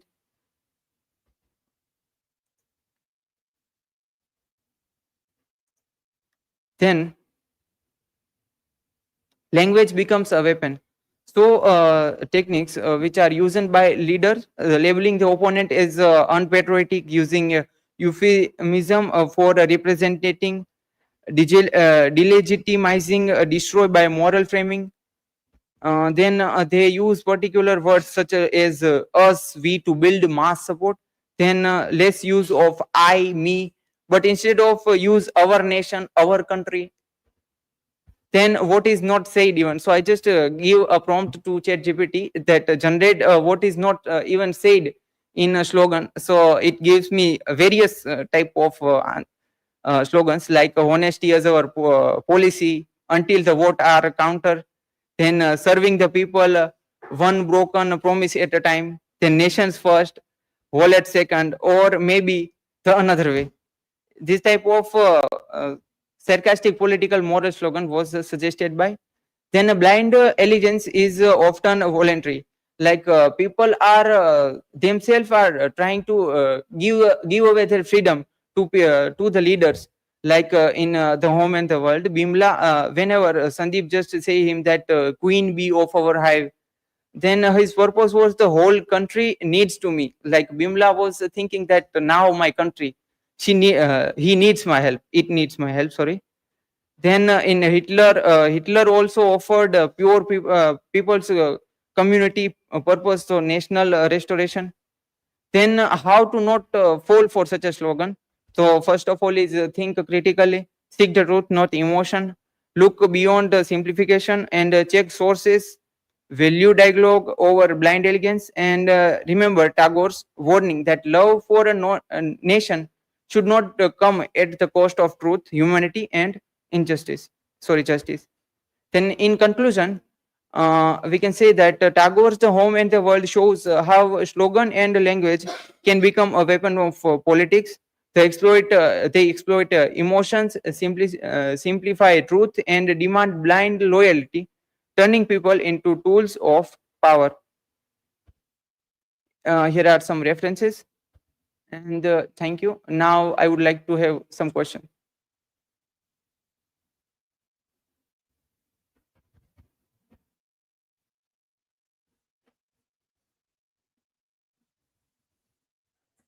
My question for you, why did people willingly give up their independence?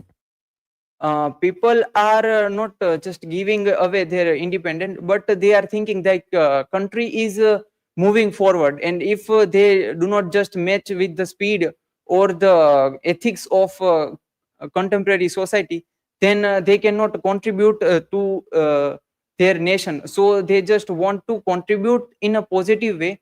That's why they just give away their independence. Next.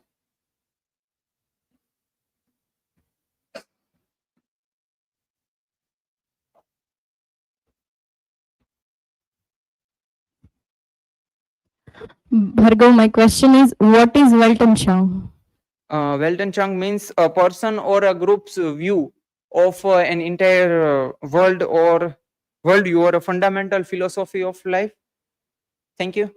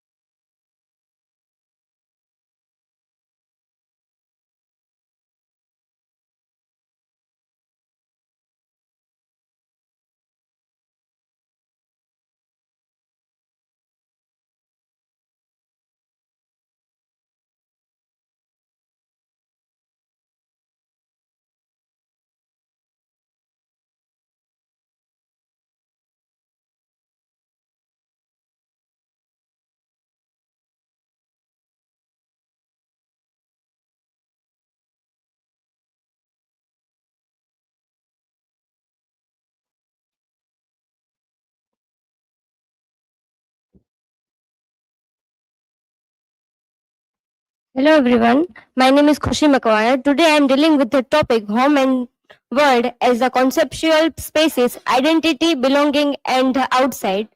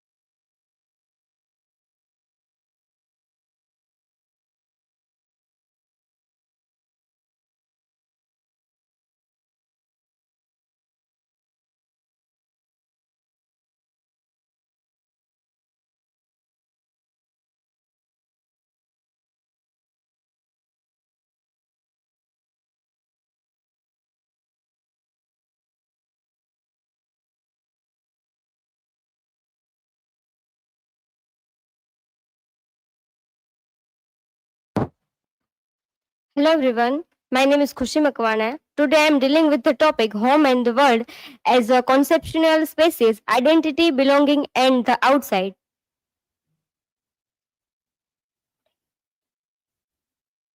My personal information, table of contents. Research question: how do the conceptual spaces of home and the world in Rabindranath Tagore's In the Home and the World space individual and the cultural identity and the what lesson they offer for negotiating belonging in the contemporary globalized context? Hypothesis: in the home and the world, Tagore demonstrated that the identity and the belonging emerge through the dynamic negotiation between the home and the world, suggesting that neither private domestic nor public political spheres alone can fully sustain moral, cultural, and personal integrity. A balanced engagement between the two is essential, both in colonial India and the today's globalized society. Introduction.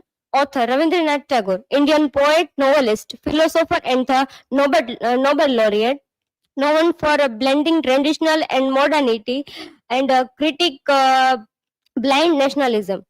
Advocate for universal humanism, harmony, and the cultural revival in colonial India. The Home and the World in 1916.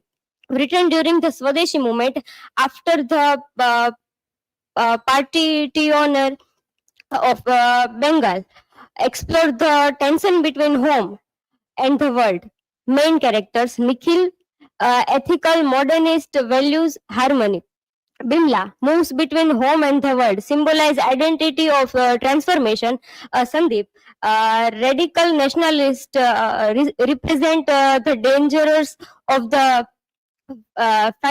fanaticism. Novel highlights the identity, belong, and the freedom emerge from the negotiation of these two spaces.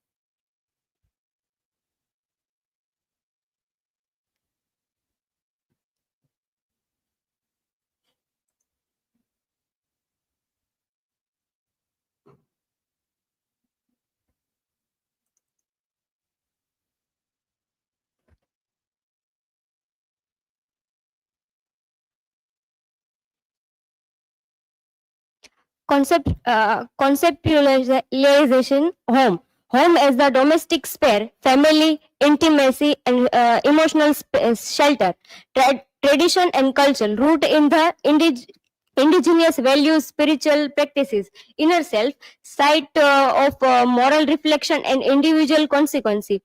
Tagore's perspective. Tagore portrays home as a nurturing space, yet also as a site of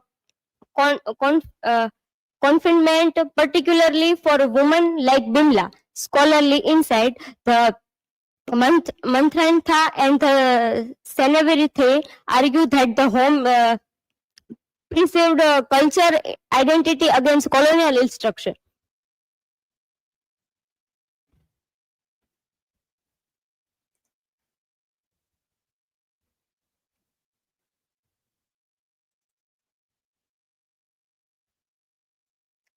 Conceptualizing world as a public sphere, political activism, Swadeshi movement, modernity, progress, reform, explore the new ideas, risk and danger, moral corruption, and the seduction of power. World represent the colonial modernity that the both liberates and threatens indigenous identity. Characters analysis. Nikhil embodies the ethical modernity, seeks the harmony between home and the world. Sandeep represents the radical worthless, driven by the destructive. Identity formation. Bimla's journey. Beings within home, protected and passive, drawn into the world. The political. Sandeep's ideology. Returns to the redeemed home, left over morally awake. We show in the novel that Bimla, in last stage of Bimla, she become moral.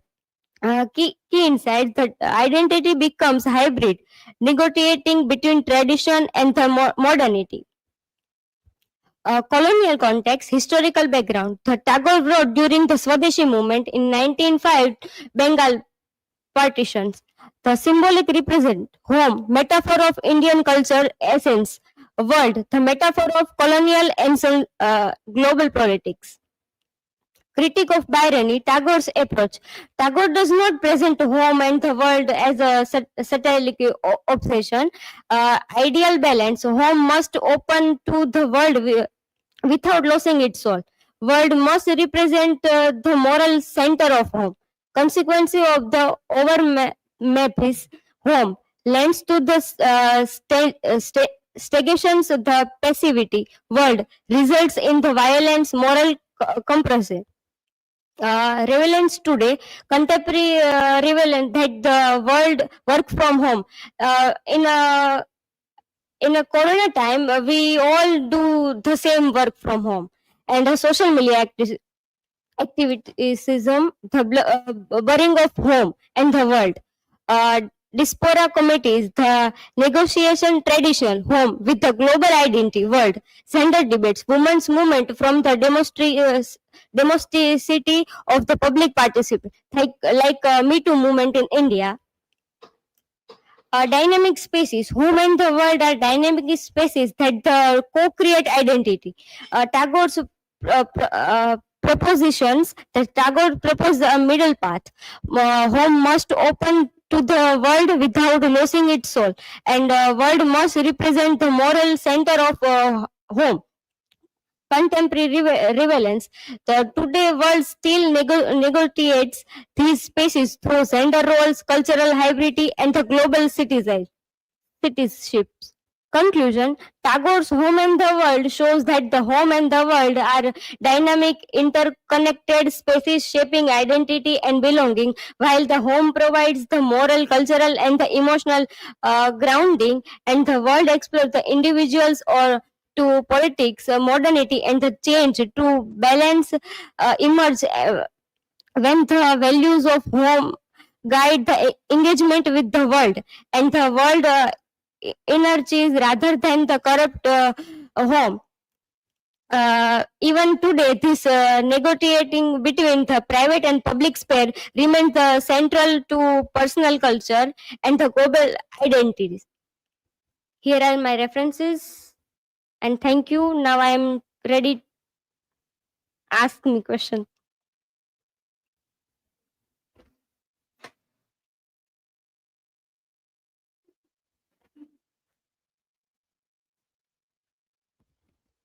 So, Khushi, my question is how does Bimla's personal journey reflect the larger struggle of India between tradition and modernity? We see in the novel that firstly, Bimla, we see particular Indian woman in a safe space as a home. And her transformation journey to the modernity, she become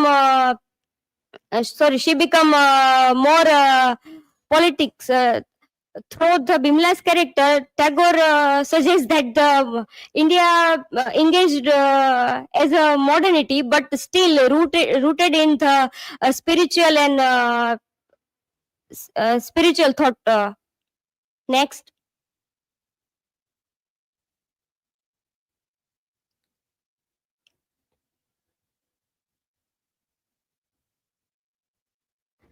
Khushi, my question is why does Tagore reject Sandeep's vision of nationalism and what alternative does he offer?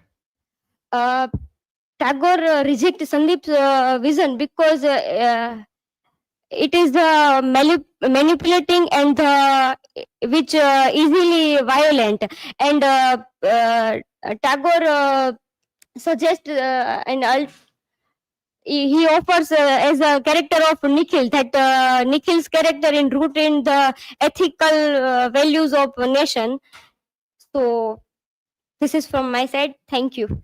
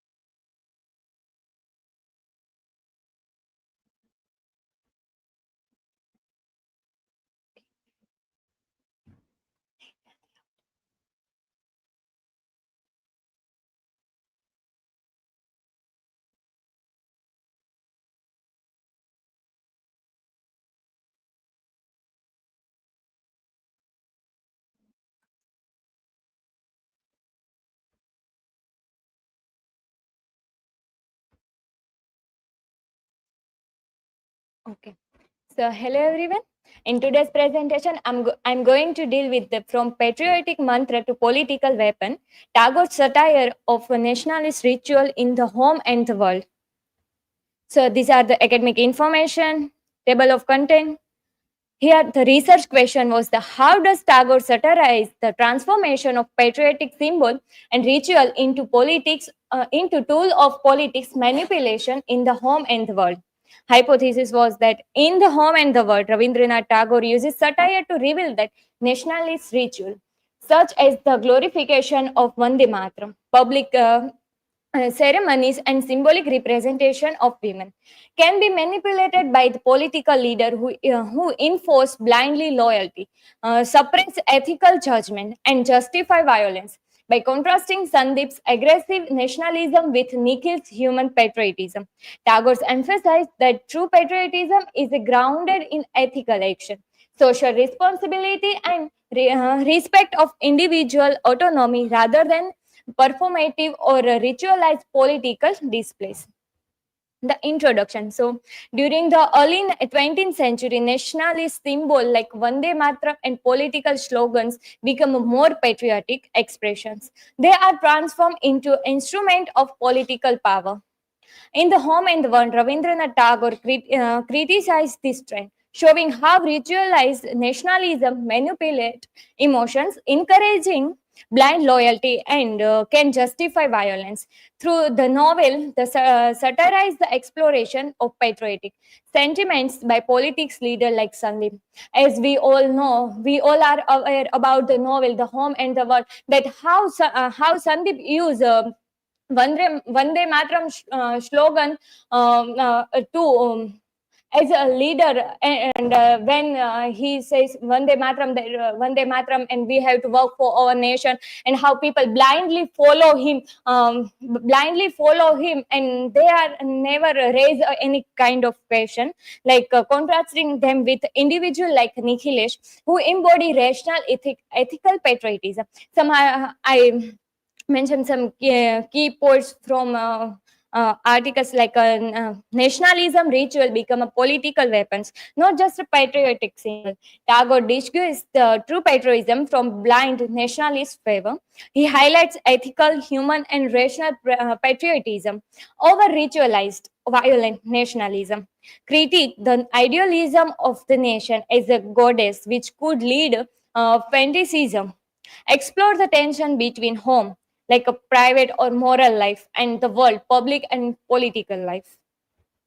Here are the mention some information about the Rabindranath Tagore. So I'm not through the going this that some major points, like he was born in 7 May 1861, and he also received Nobel Prize in Literature in 1934 work Gitanjali, and some like philosophical idea. So he followed that he was a critic, criticized the blindly in nationalism, ethical, human, and rational patriotism. He also promoted civilization, universalism. Also, he has a strong advocate to education and the humanism, and also founded the Vishwa Bharati University. Also, the political views that he also anti-imperialist but critical of violent nationalist movement, also disguised between the patriotism and the nationalism. Some of legacy influence global literature, education, and philosophy. His works address ethics, humanism, nationalism, gender, and social justice.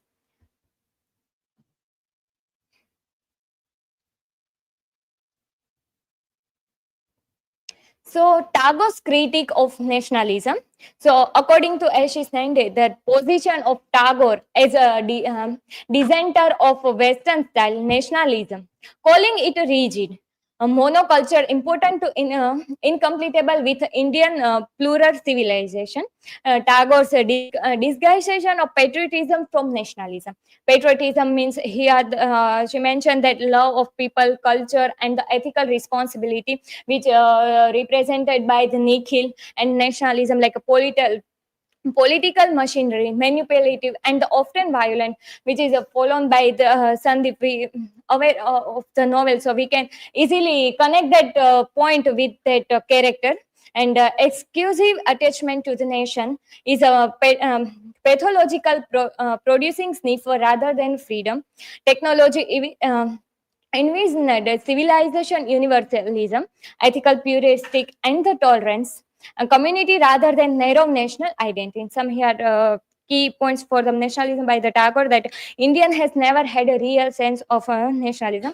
My countrymen will gain truly their Indian by fighting, then education, which teach them then a country is greater than ideal of humanity.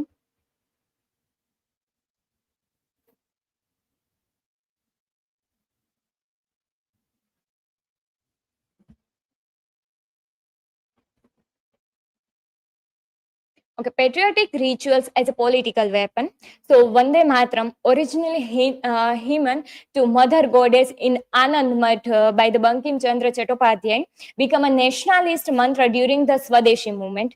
But this slogan was written by the Bankim Chandra Chattopadhyay in his work Anand, but in this novel Rabindranath he take that slogan, and how during that time in a Swadeshi movement people are using Vande Matram as a political things that here are the Sandeep who use Vande Matram.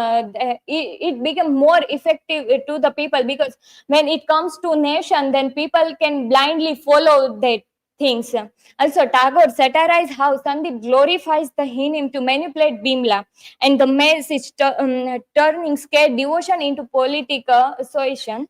Rituals such as the singing, lamp lighting, and the public display of loyalty become ends with themselves, not expression of genuine moral or spiritual commitment. That ritual will connect with the emotion, manipulation, not true division. Women's devotion explored from a nationalist agenda like a Bimla as a mother nation, and a satire like a scared symbol weaponized for the political end.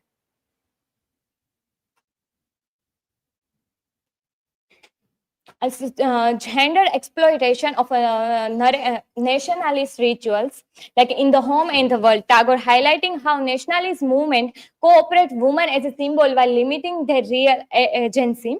Bimla, who began as a domestic figure and gradually drove into the political sphere, but in the participation in frame in the term of loyalty to the nation rather than personal choice. Sandeep equates to her emotion divorced to Indian with political obedience, like intentionally or unintentionally. Sandeep was controlled that Bimla, and he was manipulate her that following his path, like showing how women's role are manipulated for the nationalist ends. That reflects Tagore's border critique that the nationalist movement often masked patriarchal control under the guise of the honoring women. When Bimla performance public acts of support for the Swadeshi movement, Sandeep applies her as a symbol of a mother.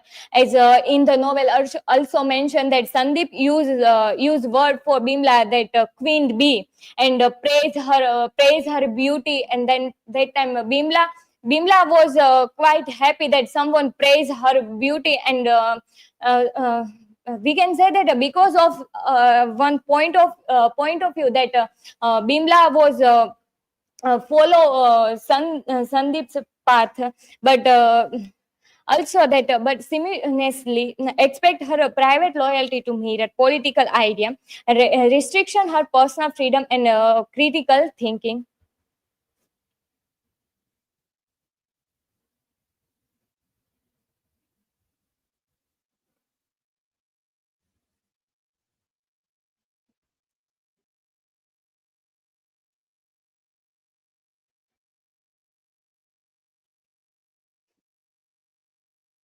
Okay, satire of ritualistic politics. Tagore satirized the emptiness of a nationalist ritual to reveal how political performance can replace ethical action.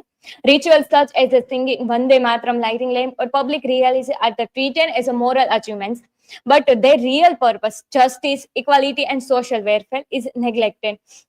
And so, during that time, when Swadeshi movement was going on, that time Sandeep used Vande Matram for some kind of their personal, their personal things. But Vande Matram is which is used for the people, like Swadeshi movement was going on that time. Sandeep was leading people blindly. Through the exaggeration and irony, Tagore exposes the distinction between the overworld spectacle and the ethical core of patriotism, while Sandeep organized the realities with the fervent, speechless, and public ceremonies. Nikhil quite assisted the villagers, addressing their practical needs. So also so Nikhilesh was also a nationalist, but he believed that when it truly comes when we help other people and how to help our nations is ethical and action oriented rather than performative.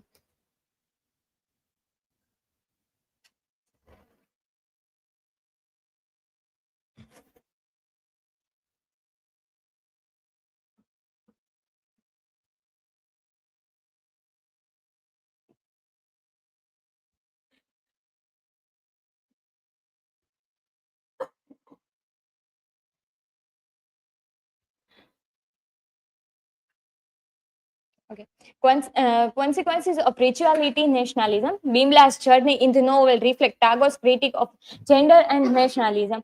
At first, she draws to Sandeep because it flatter her as the embodiment of Mother India or Queen Bee.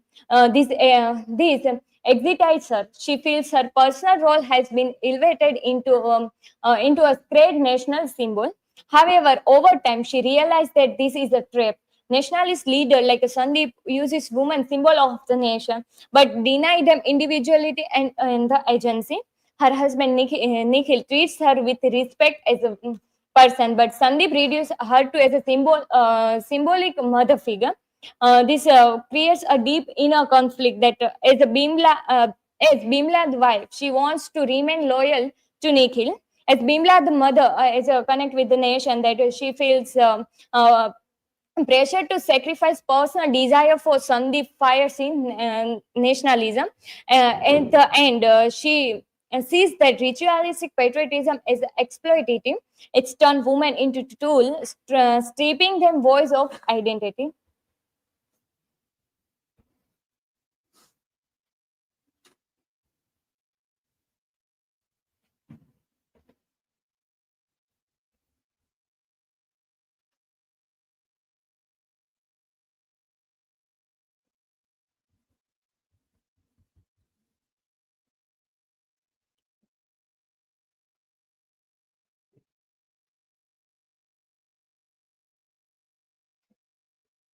Okay. Bimla's inner conflict, nation versus home, that Bimla's journey in the novel reflect Tagore's critique of gender and the nationalism.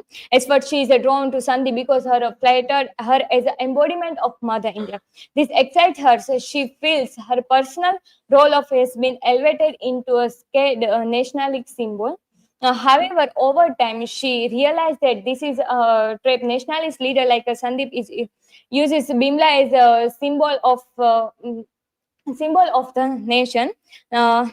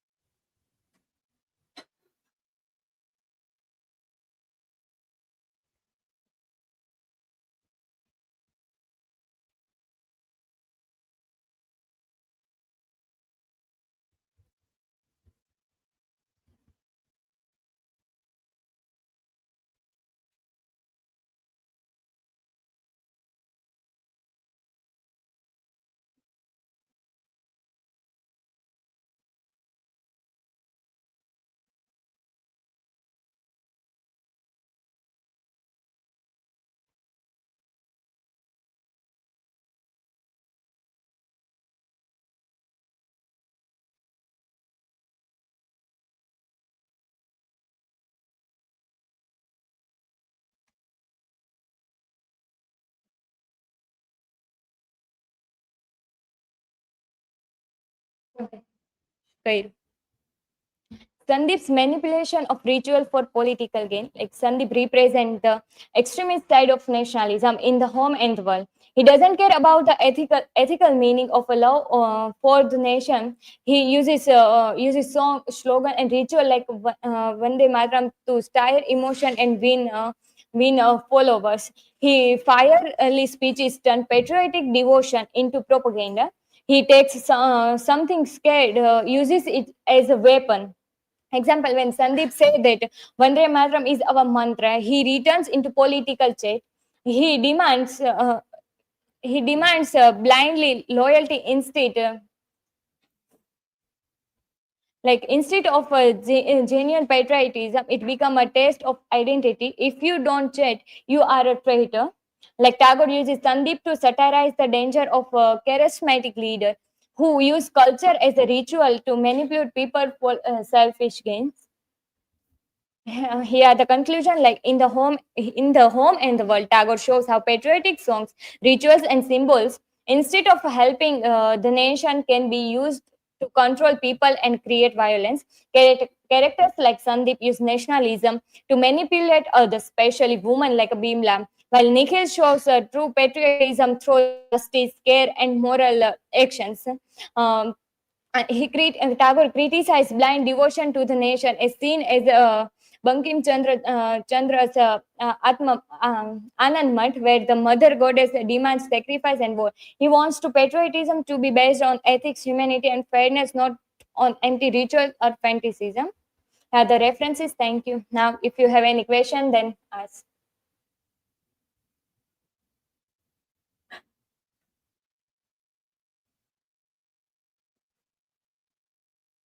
Kumkum, my question is, to what extent does Dagos differentiate between true patriotism and the blind nationalism, and why is this distinction still relevant today? So, as we all know the novel, there is also that Nikhilesh, who is always ready for the help to people, while Sandeep uses only that slogans or patriarchal or things to tell people that you have. He also talk about the Swadeshi movement, that when he came with Swadeshi movement, then he says that we have to use only our nation's product. We cannot use other products. There is the thing, and still in today's time, we all are aware that before some days we are going to one program that this based on the Swadeshi movement. There also speaker talk about that we have to use our nation's things. So yeah, this is also relevant in today's time as well.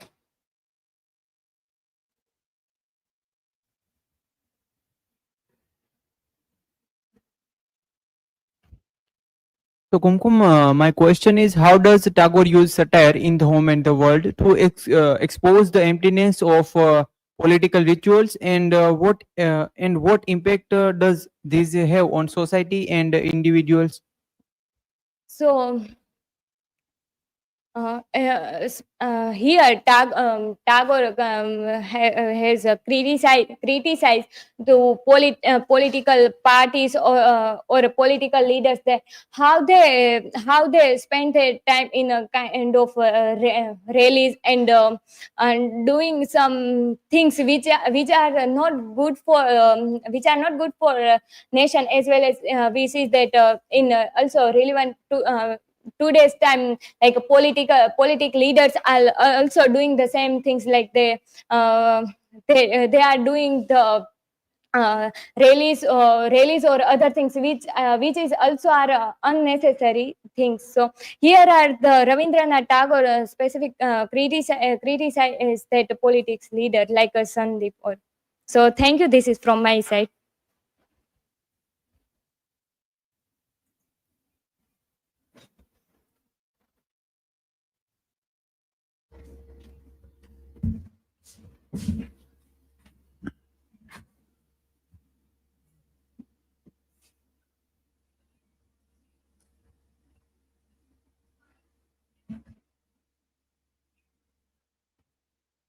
So, due to high resolution of the images, that is not reflected.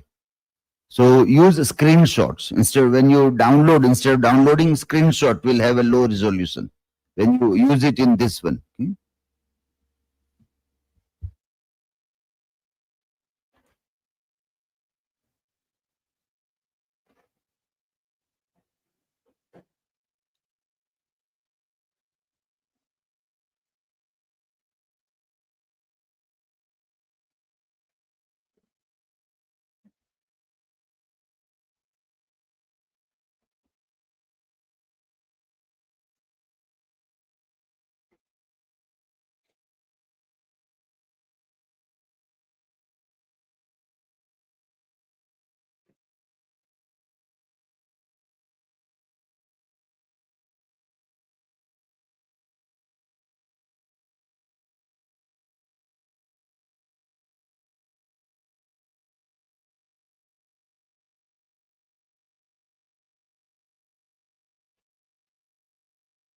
Hello everyone, myself Dhruvika Gohel. Today I will be presenting on my topic is the role of women Bimla's journey from tradition to modernity. This is my personal information. These are table of contents.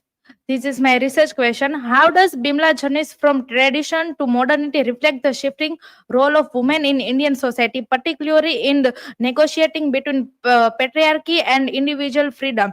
And the hypothesis is Bimla's transformation demonstrates that while traditional constrained women's role within patriarchal structures exposed to education, modern values, and self-awareness enables them to redefine their identities, thereby symbolizing the broader social transformation of Indian women from silence to empowerment. These are the information about author Rabindranath Tagore. Rabindranath Tagore, 1861 to 1941, was a Bengal poet, novelist, playwright, philosopher, and social reformer. He was the first Asian to win the Nobel Prize in Literature for Gitanjali. Tagore works, including Ghere Baire and Chokher Bali, explore humanism, nationalism, social reform, and women's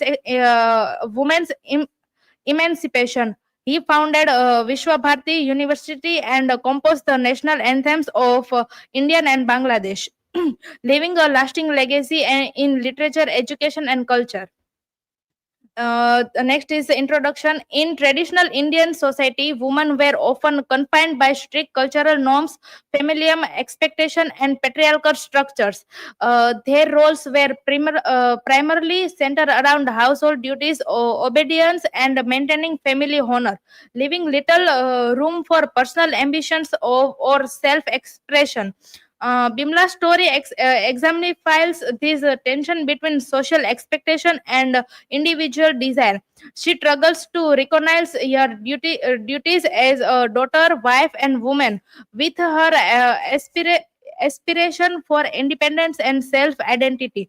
Your journey reflects the broader transformation of gender roles in India, highlighting the gradual shift from traditionalism toward modern values, where women their voice, agency, and participation in public and personal spheres. Through BIMLA, we see the complex negotiation between traditional and modernity, illustrating how women navigate challenge and redefine their roles in a changing society.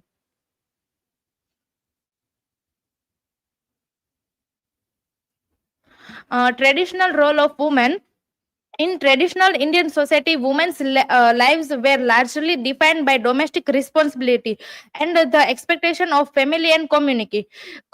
From an early age, girls were socialized to be obedient daughters, dutiful wives, and caring mothers, often placing family honor above personal aspiration. Their social identity was closely tied to adherence to cultural and moral norms, limiting their freedom and independence. Bimla, in her early life, embodies the model of conformity. She performs her household duties diligently, follows social expectation, and internalizes the values of traditional and patriarchy. Her character reflects how women were expected to navigate their roles within the private sphere, often surprising personal desire to maintain family reputation and social decorum. Challenge phases. First is gender inequality and lack of voice. Women had limited say in family and society, often confined to domestic roles. Bimla's choice were restricted by social norms. Second is the conflict between personal desire and social duties. Balancing personal dreams with family expectation caused inner conflict, as pursuing ambition could invite criticism. Third is struggle with education, work, and freedom. Limited access to education and work independence, making personal growth with difficult. Journey toward modernity. First is exposed to new ideas through education, urban life. Education and urban life expose Bimlas to modern ideas of equality, rights, and self-expression. Here, worldview and encouraging here to question traditional norms. Second is awakening of individuality and self-consciousness. She began recognize her own desires and potential, realizing that she could more than dutiful and daughter or wife. Personal growth and autonomy. Third is choosing independence in thought and lifestyle. Bimla made a conscientious choice about her education, career, and lifestyle, gradually shifting from conformity to self-determination. Fourth is challenging patriarchal limitations. She restrict gender roles, questioned social norms, and sought the freedom to define her own path, reflecting the struggle for women's modernity.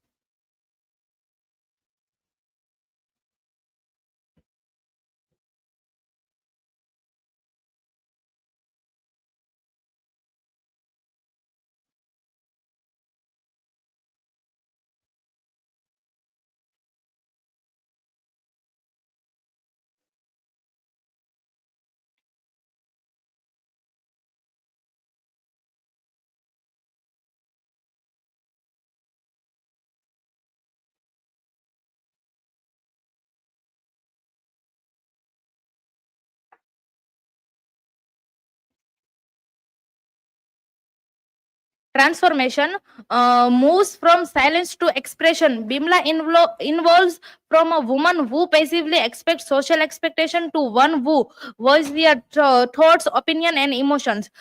She learns to communicate her desires and concerns, breaking the traditional expectation of female silence and submission. Second is from dependence to independence. Intentionally dependent on family and social structure for guidance and approval. Bimla gradually develops self-reliance. She makes her own decision regarding education, career, and lifestyle, asserting autonomy in a world that previously limited her choices. Third is balances tradition with modern ideals. With embracing model ideas of equality and independence, Bimla does not entirely reject cultural and familial values. She negotiates a path that honors her heritage while pursuing personal growth and reflecting a nonce approach to change. Fourth is become a representative new Indian womanhood. Thought, education, awareness, and self-assertion. Bimla embodies the ideals of the modern Indian woman, educated, independent, confident, and capable of contributing meaningfully to society while respecting cultural roots. Here, transformation symbolizes broader social change for a woman in India.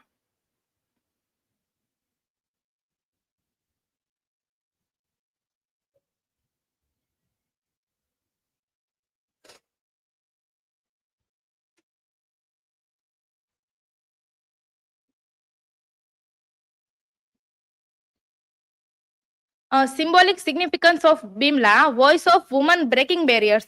Bimla evolves from silence to self assertion, symbolizing female empowerment against social constraints, representation of social change. Uh, your journey reflect post-independence India's shift towards modernity, highlighting women's pursuit of education, expression, and opportunities. Contribution to modernity and reform. Bimla embodies women's active role in social progress, balancing tradition with modern ideals and shaping a new India. This is a conclusion. Bimla's journey represents the evolving role of women in society. Intentionally confined by tradition and patriarchy, she gradually asserts her individuality through education and self-expression. Her transformation reflects the post-colonial India's social changes, where women began challenging norms and shaping the nation's future.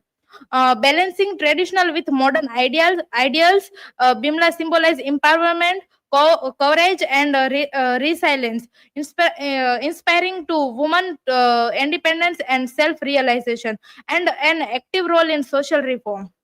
These are my references. Thank you. Now you feel free to ask a question.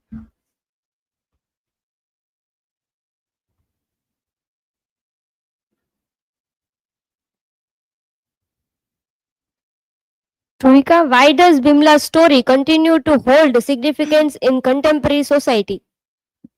Yes, Bimla's story is relevant today because it reflects the ongoing struggles of women to balance tradition with modern independence and the right for equality.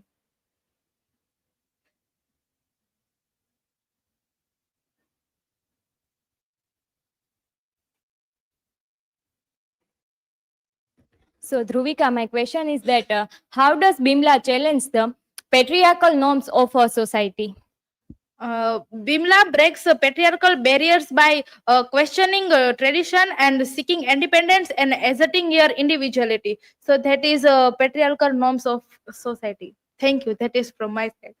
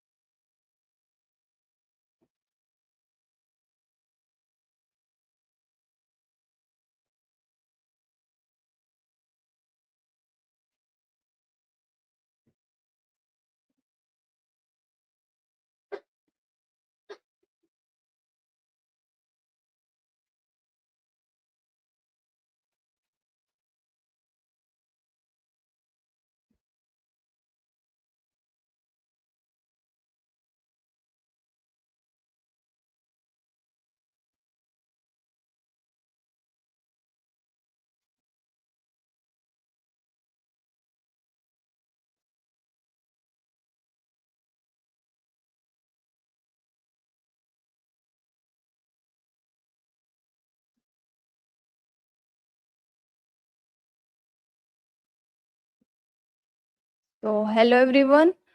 I am Divya Palendra, and today is my presentation topic on paper 201 is Bimla's ethical transformation, navigating loyalty, identity, and political allegiance.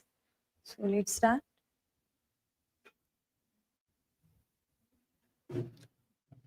So here is my academic informations.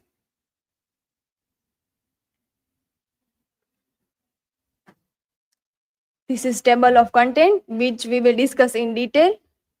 Then here my research question is, how does Bimla's ethical transformation in Tagore's The Home and the World reflect the tension between personal loyalty, female identity, and political allegiance within the larger context of nationalist discourse in colonial India? And my hypothesis is Bimla's transformation illustrates that Tagore critiques radical nationalism by portraying political allegiance as ethically destabilizing, while simultaneously constructing Bimla's journey as a feminist redefinition of identity, mediating between loyalty to domestic roles and the pressure of public political ideology. Then here, introduction. Rabindranath Tagore's novel The Home and the World, Ghare Baire, is published in 1960, explore the ethical, personal, and political dilemmas faced by Bimla, who begins as a devoted and typical wife, loyal to her husband Nikhilesh. Her encounter with Sandeep and the Swadeshi movement challenges her moral conviction, creating tension between personal loyalty, political allegiance, and self-identity. Through this struggle, Bimla undergoes a transformation, negotiating domestic expectation and nationalist involvement, which reflects Tagore's critique of radical nationalism and highlights the psychological and ethical complexity of individual in colonial India.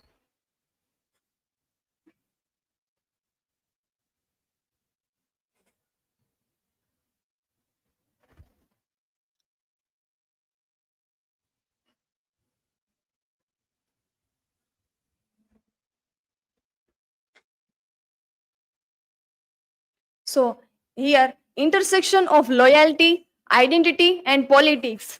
As we know, Bimla is the central and protagonist female character in this novel, The Home and the World. Loyalty of Bimla. She initially devoted to her husband, loyal to her husband Nikhilesh, and then Sandeep is the arrival, and he provoked to her join nationalism's Swadeshi movement and all those things, and then she start question on herself, like, who am I, beyond just being a wife. So then she joined political and nationalism Swadeshi movement, and then even today's parallel, and our woman in power can be used as a more symbols in politics, like our president Draupadi Murmu.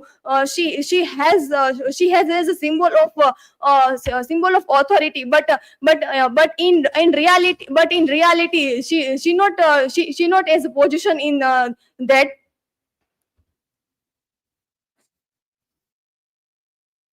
And here, loyalty and ethical dilemmas, conflict between loyalty to husband Nikhilesh and attraction to Sandeep. Initial devotion, Bimla as a devoted wife, loyal to Nikhilesh.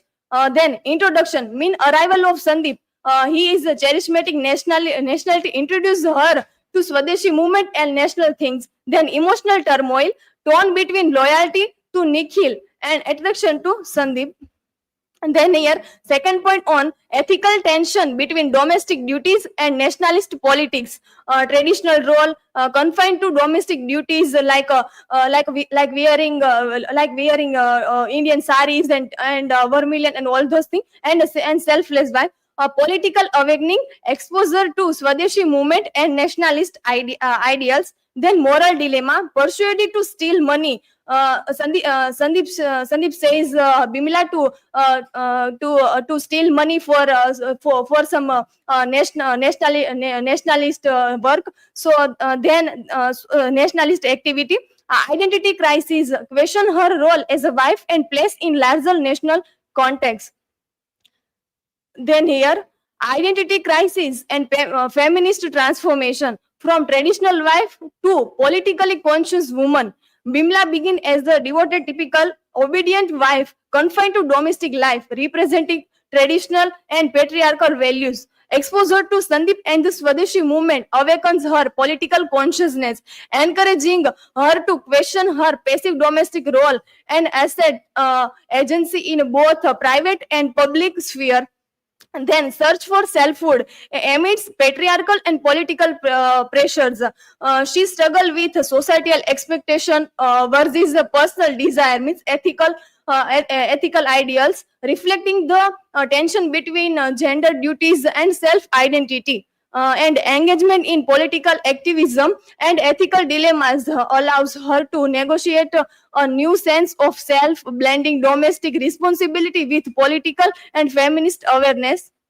And here, political allegiance and nationalist ideology. Sandeep's radical Swadeshi movement influenced Bimla, introduced to radical nationalist ideals through Sandeep. Charismatic influence leads to emotional and ideological attraction.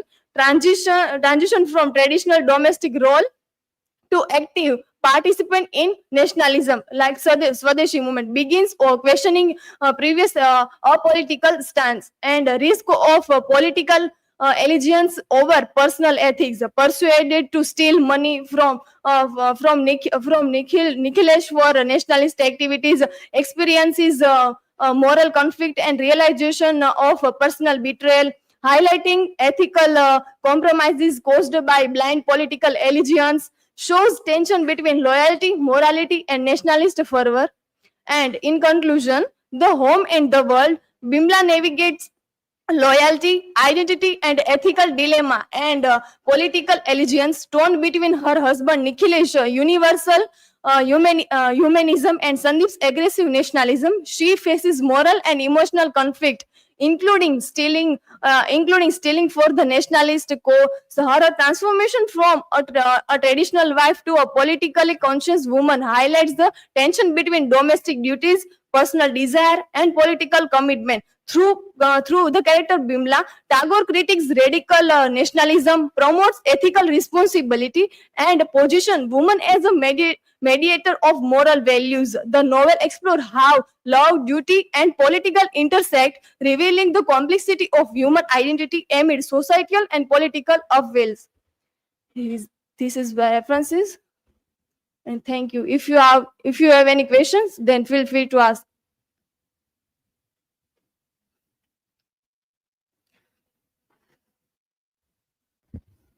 So Divya, my question is, how does Bimla's struggle reflect Tagore's message about nationalism and humanism? So yes, Dhruvi, Bimla struggle in novel like Bimla caught between aggressive nationalism of Sandeep and also Nikhil's ideal thought. She suffered a lot, and nationalism and humanism about Tagore says ethic value and nationalism are different things. So he focuses on nationalism, but morally in this one.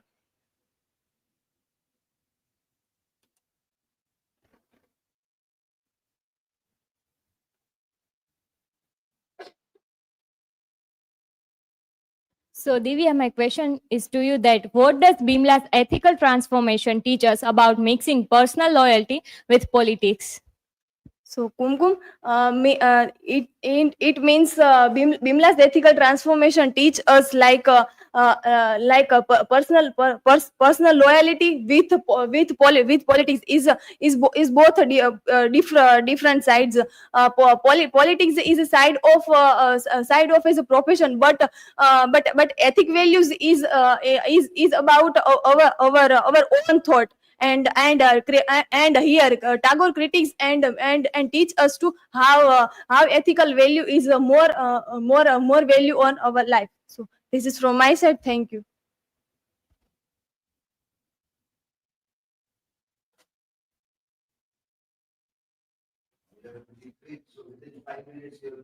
Okay, sir.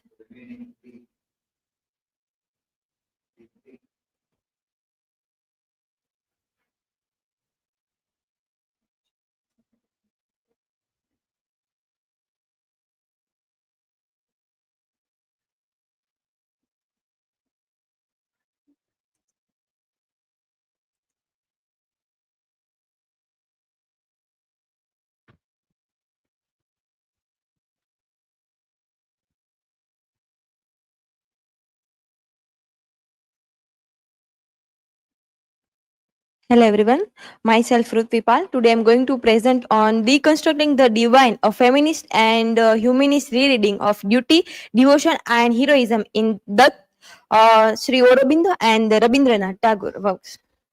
Here is my personal academic information and table of content. This how we will moving. First, we will so research question and hypothesis and further information.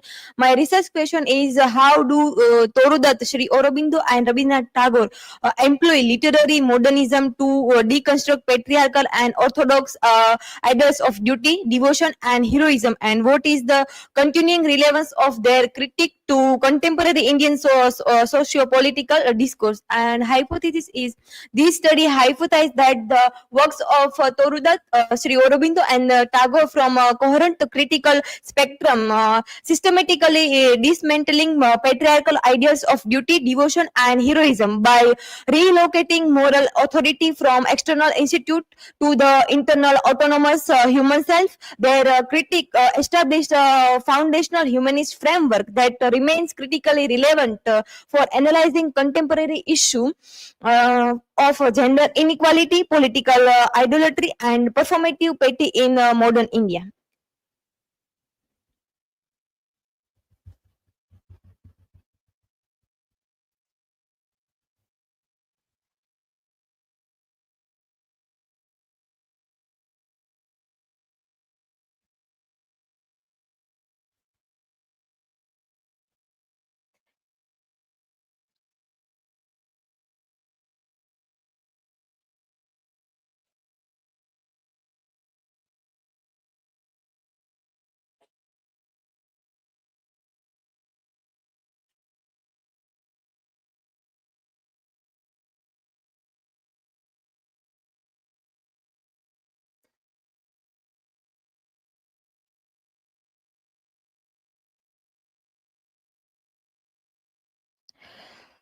These three pioneer in which Torudutt discuss about in his work about feminism, that how archetypal wife and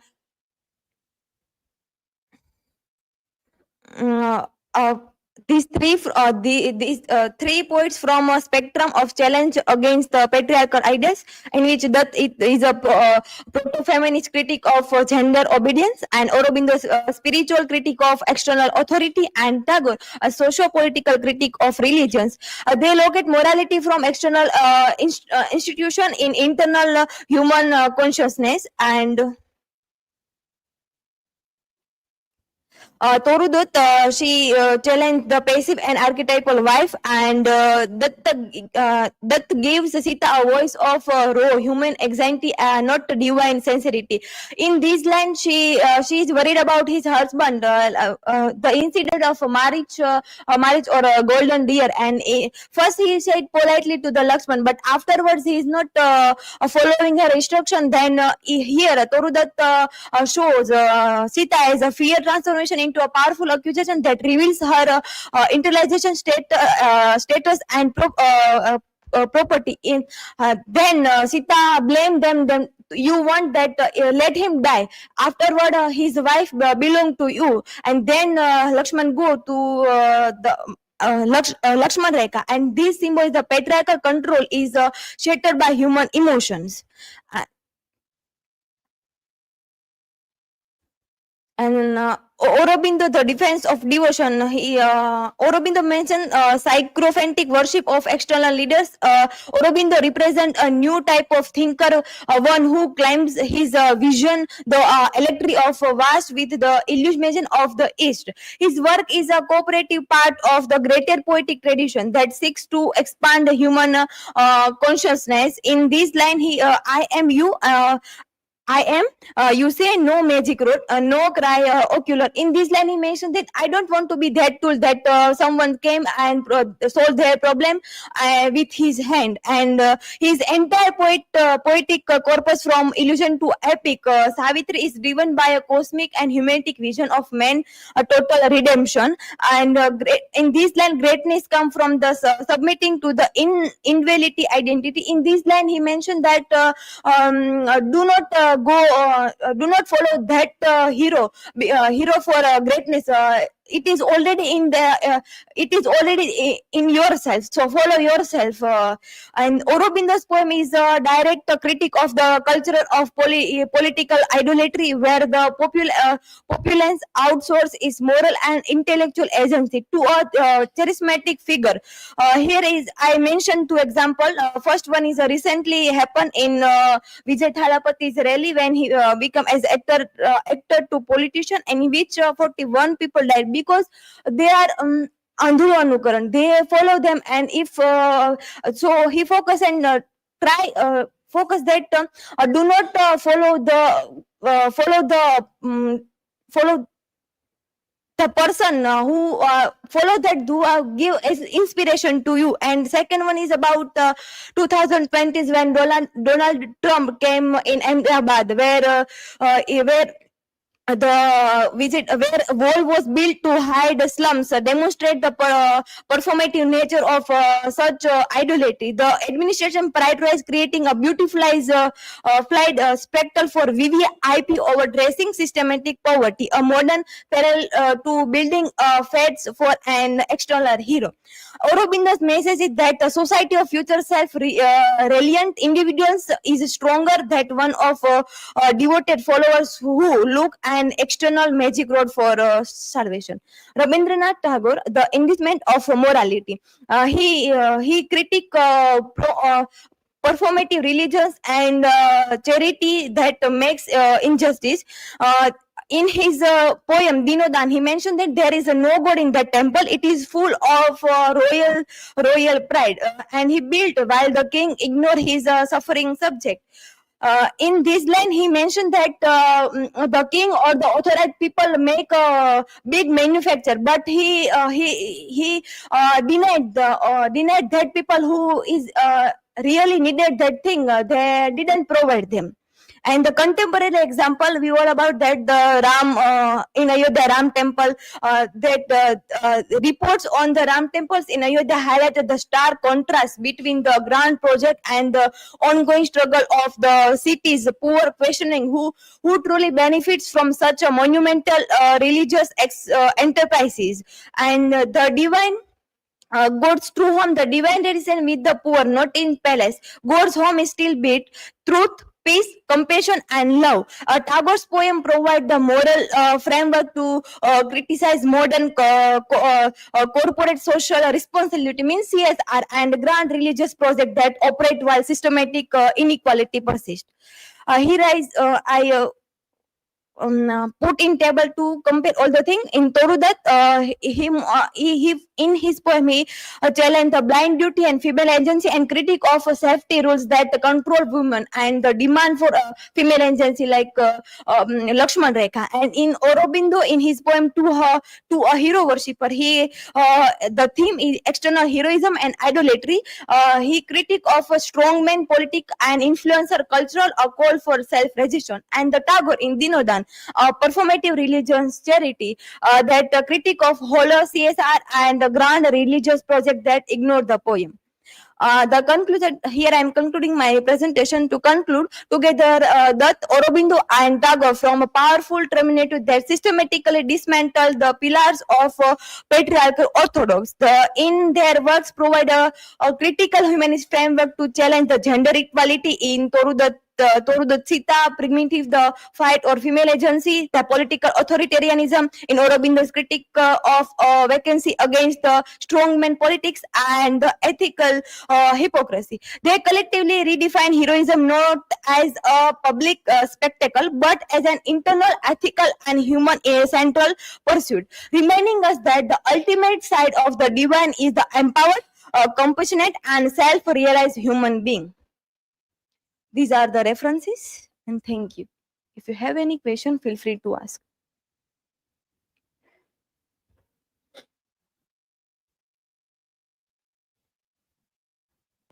Prithvi, my question is, your analysis focus on poetry. To what extent do you believe this literary critic reflected or we divorce from the social and political reality, realities of colonial India? Yes, they three critic in their works mention about real world. Rabindranath Tagore mostly in his poetry or in works he wrote about holo rituals and nationalism, because because he introduced, because he find that issue in society and he thought that this is harmful for the society. In Aurobindo, Aurobindo in his work he wrote about the self resilience, and in Toru Datta she's personally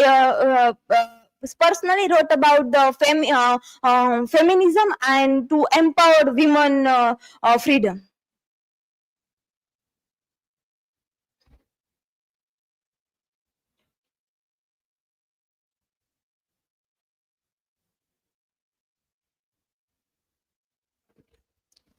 So, Rutvi, my question is, you use Aurobindo to critique political idolatry, but he himself is the center of a large ashram and a global spiritual movement.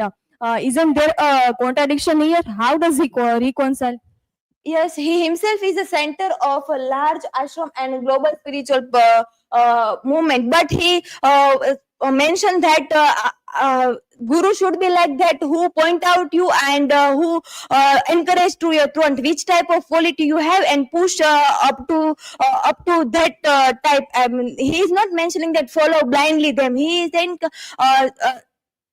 જાતમાં ડોક્યુ કરવું. He is mentioning that first you show your strength and then follow them person. He also mentioned in his work that be self resilience, not a blindly follower. Thank you so much. This is from my side.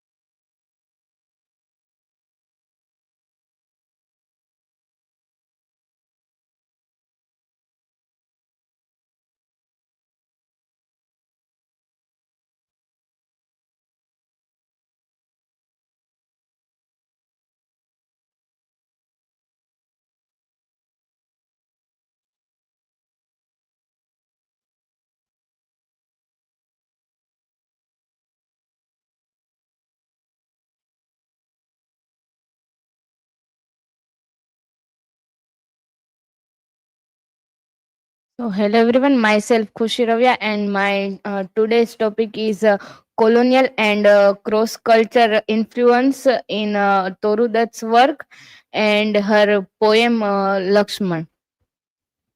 These are my personal information, table of content. My research question is how did colonial criticism and cross-culture literary influences shape Toru Dutt's poetic voice and her reception in 19th century Europe and Indian? Hypothesis is despite colonial era dismissals of her work as overly sentimental or irrelevant, and Toru Dutt's synthesis of Indian themes with Western literary forms created a unique hybrid voice. This cross-culture identity not only challenged colonial literary is hierarchies, but also positioned her as a precursor to modern translation Indian English literature. Introduction. Toru Dutt was born in 1856 and died in 1877 in age of 21. And an Indian poet whose work reflects a blending of colonial and cross-culture influences, educated in India and Europe, and she combined Indian classical literature with the styles of European Romantic and Victorian writers like Wordsworth, Milton, Browning, and Rossetti. Her poem Lakshman exemplifies this fusion, drawing on Indian mythology while using themes of duty, honor, and devotion, showcasing her ability to navigate and merge diverse literary and cultural traditions. Historical context of colonial India. Colonial India refers to the period when Indian under the political, economic, and cultural domination of a British Empire, and this era was marked by the introduction of English education, legal and administrative reformers, and exposure to Western literature and values. And writers like Toru Dutt and Bankim Chandra Chattopadhyay is pioneering voices of Indian literature in English. And literally seen is in the late 19th century, Indian English literature emerged as a medium of cultural dialogue shaped by colonial influence and native traditions. And educated Indians begin using English both for adaptation and subtle resistance. And Toru Dutt stood out by blending Indian mythology and folklore from Romantic and Victorian styles, and retelling Indian legends in English to introduce them to global readers, and creating a unique literary space that was both Indian and cosmopolitan. Uh, uh, Toru Dutt's introduction is a pioneer of Indian English poetry, and born in progressive Bengali family in Calcutta, and educated in English and French, and she became fluent in multiple languages, blending Indian tradition with Western literary styles. Her works, especially ancient ballads and legends of Hindustan, reimagine Indian myths through European poetics form, making her a key figure in early Indian English literature.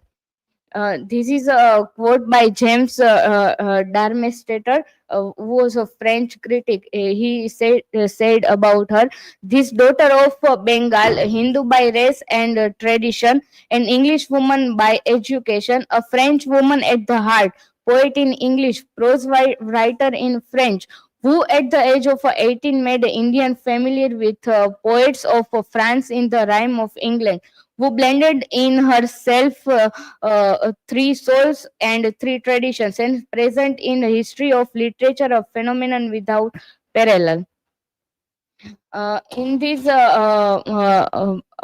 James Darmstaedter said blend of multiple identities and hybrid culture identity of Toru Dutt, as I mentioned in quote, Hindu by race and tradition and English by education.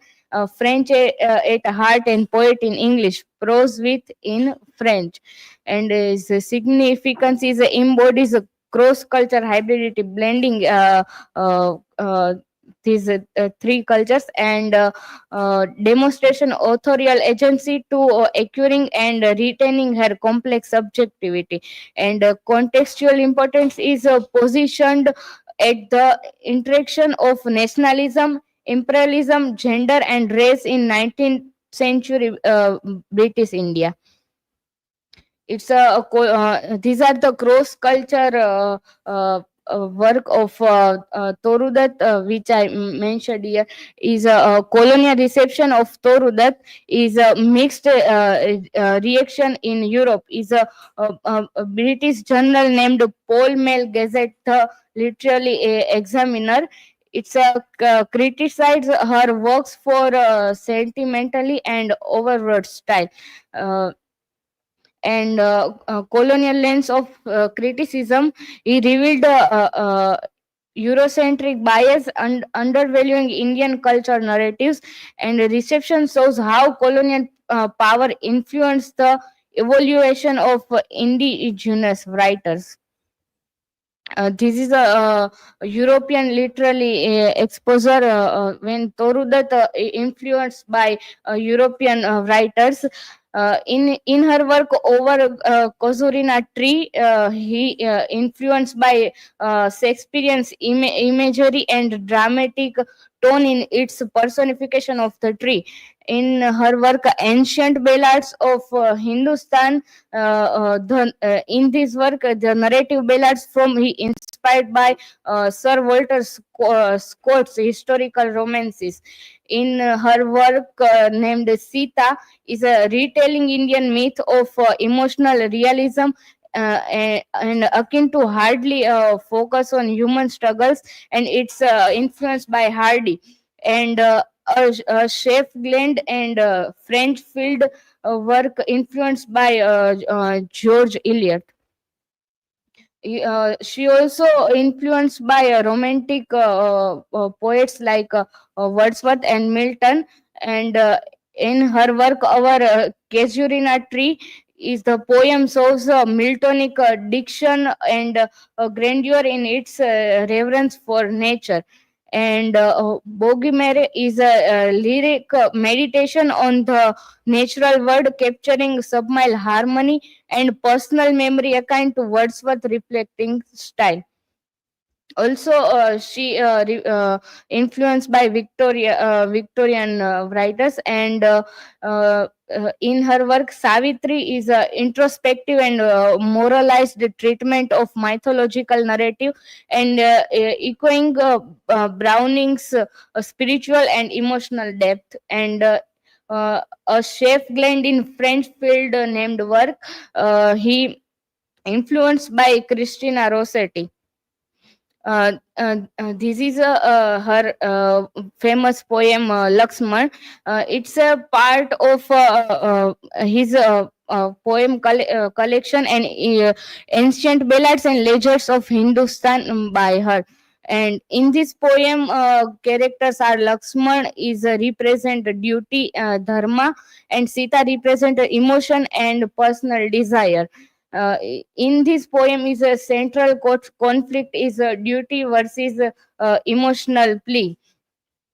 And plot summary is Sita becomes anxious over Rama's safety in the forest, and she urges Lakshman to act according to her fears.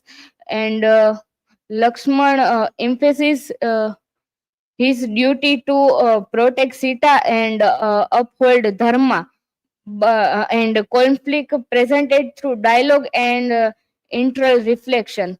And resolution of its resolution is a duty upheld with compassion. And character Lakshman represent embodies dharma, rationality, and loyalty, and also tension between moral duty and personal desire. And Lakshman's inner struggle highlights universal ethical dilemmas. And Sita's character represent embodies emotional intelligence, empathy, and rational bonds, and appeals to Lakshman through plea, limitations, and persuasion, and highlights conflict between love and duty, and provides a feminine perspective on moral dilemmas. In conclusion, Torudat remains one of the earliest and most significant figures in Indian English literature, and her writings reflect the deep cross-cultural exchanges of her time, drawing from Indian mythology while embracing the influence of European Romantic and Victorian poets. In Lakshmana, she reinterprets an Indian epic episode, and her legacy lies in proving that literature can transcend borders, cultures, and languages, making her voice timeless in both Indian and world literary explore. These are my references. Thank you.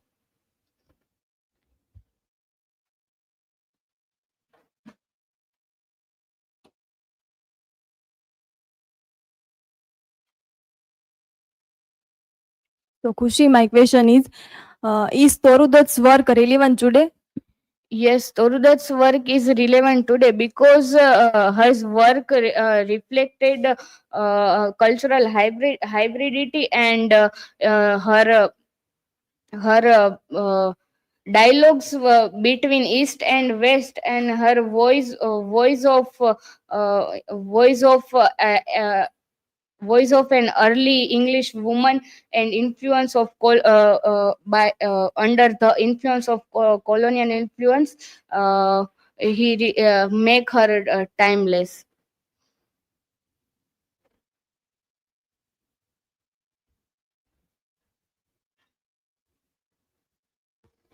Khushi, my question is what role did her family play in her literary development?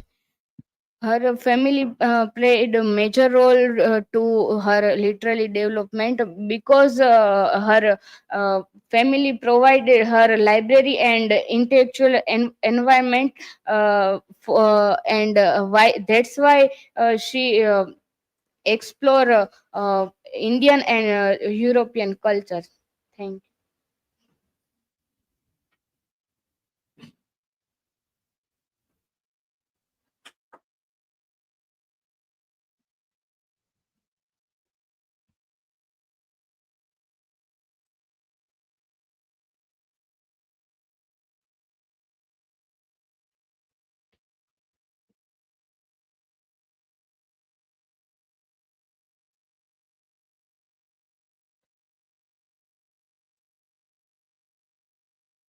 Hello everyone. Today I am going to dealing with the topic education and inequality, widening socio-economical disparities.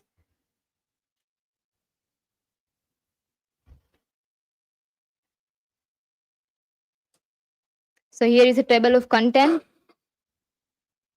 my academic information, and my research question is that what role do caste, gender, rural, urban location, and parental education play in widening the educational gap?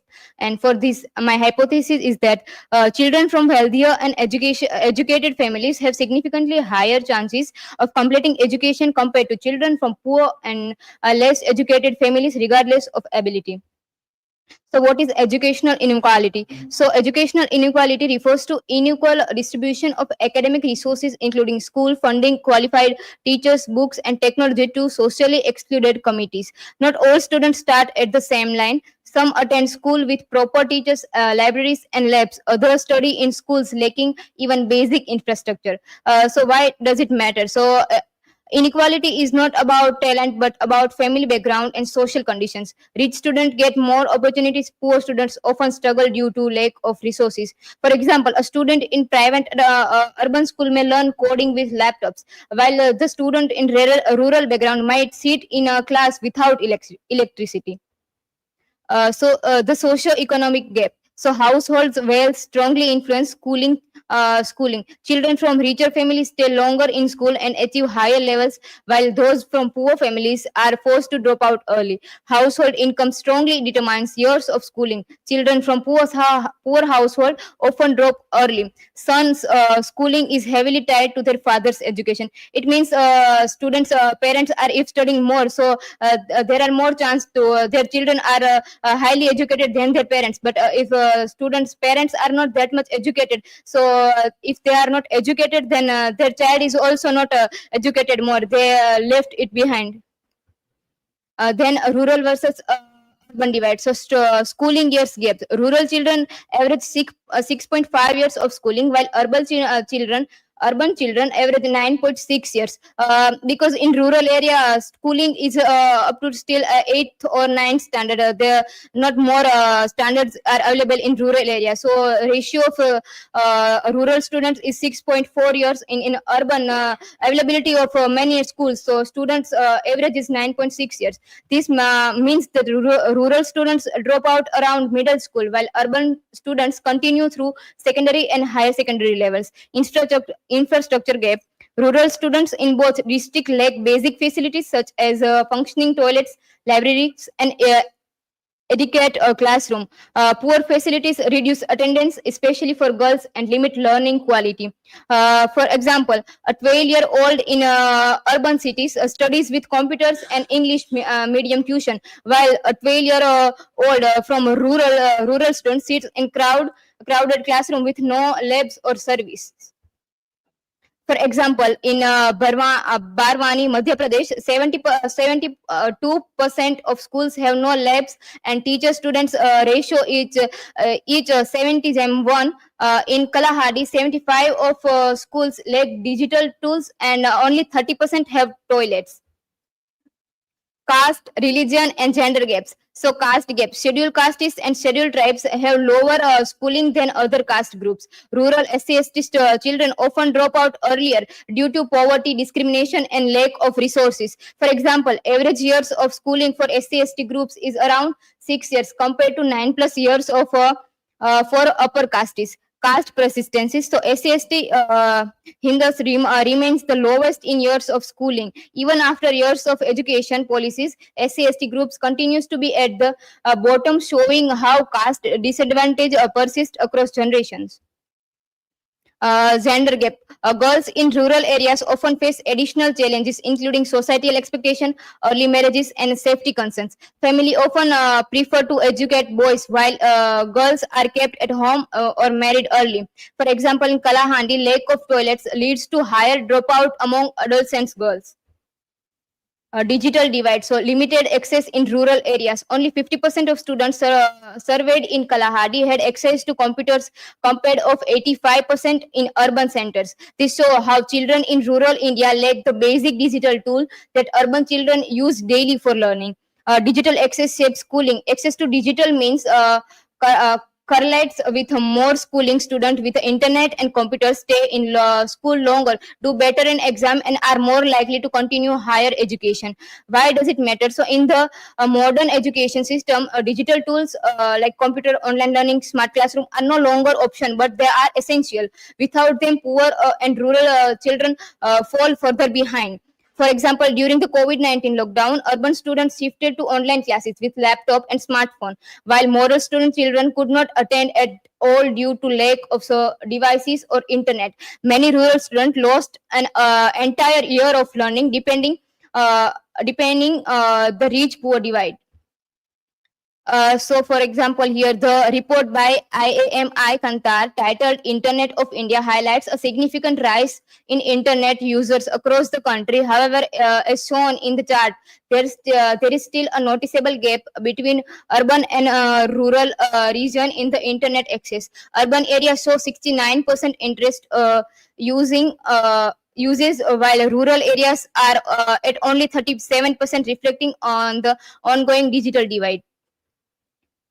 the widening gap. So global evidence, children from richer families are much more likely to get university degree than equally able children from poorer families. This means that even when poor and rich students have the same level of talent or ability, wealthier students are the ones who reach higher education. Why it matters? So education system often expand, but these opportunities are captured by first by rich families. Poor students, even if talented, are left behind because they lack of financial and social support. Uh, Impact on social mobility. So restricted opportunities. Educational inequality restricts social mobility and economic opportunities, particularly in underdeveloped regions. This means children in poor or rural areas often cannot climb the ladder of education and jobs. Intergenerational trap, where there is more inequality in one generation, there is less mobility in the next. Education advantages and disadvantages are passed down from parent to children, keeping poor families stuck. Why it matters? Education is supposed to act as a ladder to move up in life. But in unequal system, that ladder is broken. Poor children remain poor, and while rich children stay rich. A 2021 ASER report showed that only 60% of rural children in grade 10 could do division, compared to much higher rates in urban school. Without these skills, rural children are locked out of higher education and good jobs. According to the World Bank, in countries with high inequality, it takes an average of 7 generations for a poor family to reach the national average income, showing how inequality blocks mobility.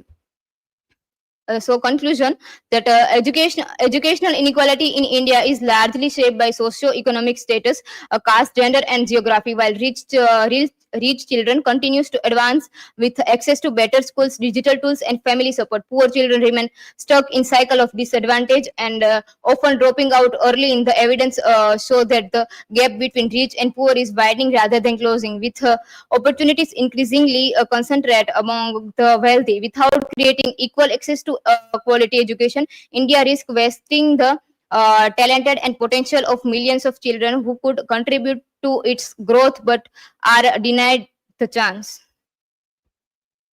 These are my references, and thank you. Now, if you have any question, then I'm free to ask.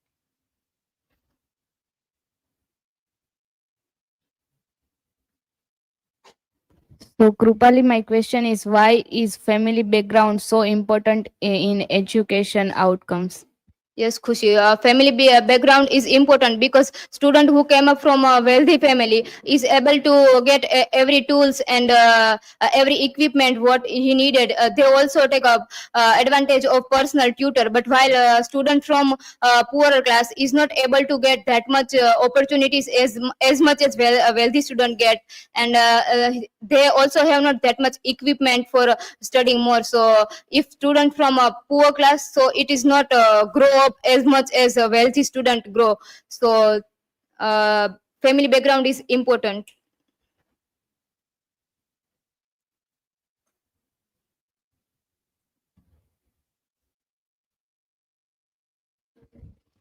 What might happen to Indians' economy if educational inequality is not reduced?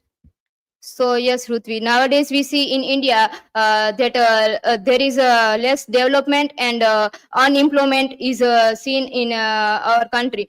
So if we talk about economy, so students who are poor, so they remain poorer because of less opportunities. So they remain poor, and who are wealthy, so not wealthy class is more in our country. So yes, poor because of more poor class in our country, so it affect economy of our country. Okay, thank you. Okay, so very quickly to sum up the things. In the last one, Krupali, you have to connect with the given text, with which text you are connecting. That is very important. So you take a leap from something in the syllabus, and then you go beyond that. So justify how you see that. This is a paper of pre-independence. So the timeline is pre-independence. A lot many things have changed in post-independent India. So that way you have to always keep in mind that what you are studying, what is the time of that, and then how you see, connect it with today. If you directly talk about today, people will not be able to understand in which context you are speaking. You are supposed to speak about literature of pre-independence era. So how are you connecting that? The other people, most of you did well. Try to get at least one article from honors, T and F. The last day we have tried to see that Taylor and Francis article. So some of you have done that. The others also try to see that at least Jester also you are bringing some articles. But from Taylor and Francis also try to bring, because those articles will help you understand how to use resources. Many of you have cited the things alphabetically. It is quite correct. So that all is good. Well done. Up till now in last two seasons, you have learned to make a proper citation list in alphabetical order and everything. Now the next level is to see that whatever source you are using, you should be using that in a sense like, are you agreeing with that? Do you disagree with that? How do you use that? Are you making the use of those arguments in the article as foundation to something that you want to prove? So when you write, this is your hypothesis, this is your research question. So to support that hypothesis, are you using those arguments, or do you want to counter argue? You say that so and so person has said this, but you don't agree with this. Then you justify why you don't agree with that, because you have new illustrations, you have new way of reading. So you disagree with that. That way you do. Or you can say that this is how what we can see, and this is also observed by so and so person in this article. So then you are taking a support from somebody in what argument you are trying to make. So what you are doing with that, right now you are only putting it, that this is coming from this, this is coming from this, this is coming from this, but you don't work on that. Now it is time to start working on it also. So subsequently in our last two presentations also we will see if anybody is able to work on that or not. Because in next semester that is going to be very important. You will be writing dissertation, and then you will have to learn this, that how you work on the references that you are using for your dissertation writing or for your research writing. Okay, so we end this morning session here.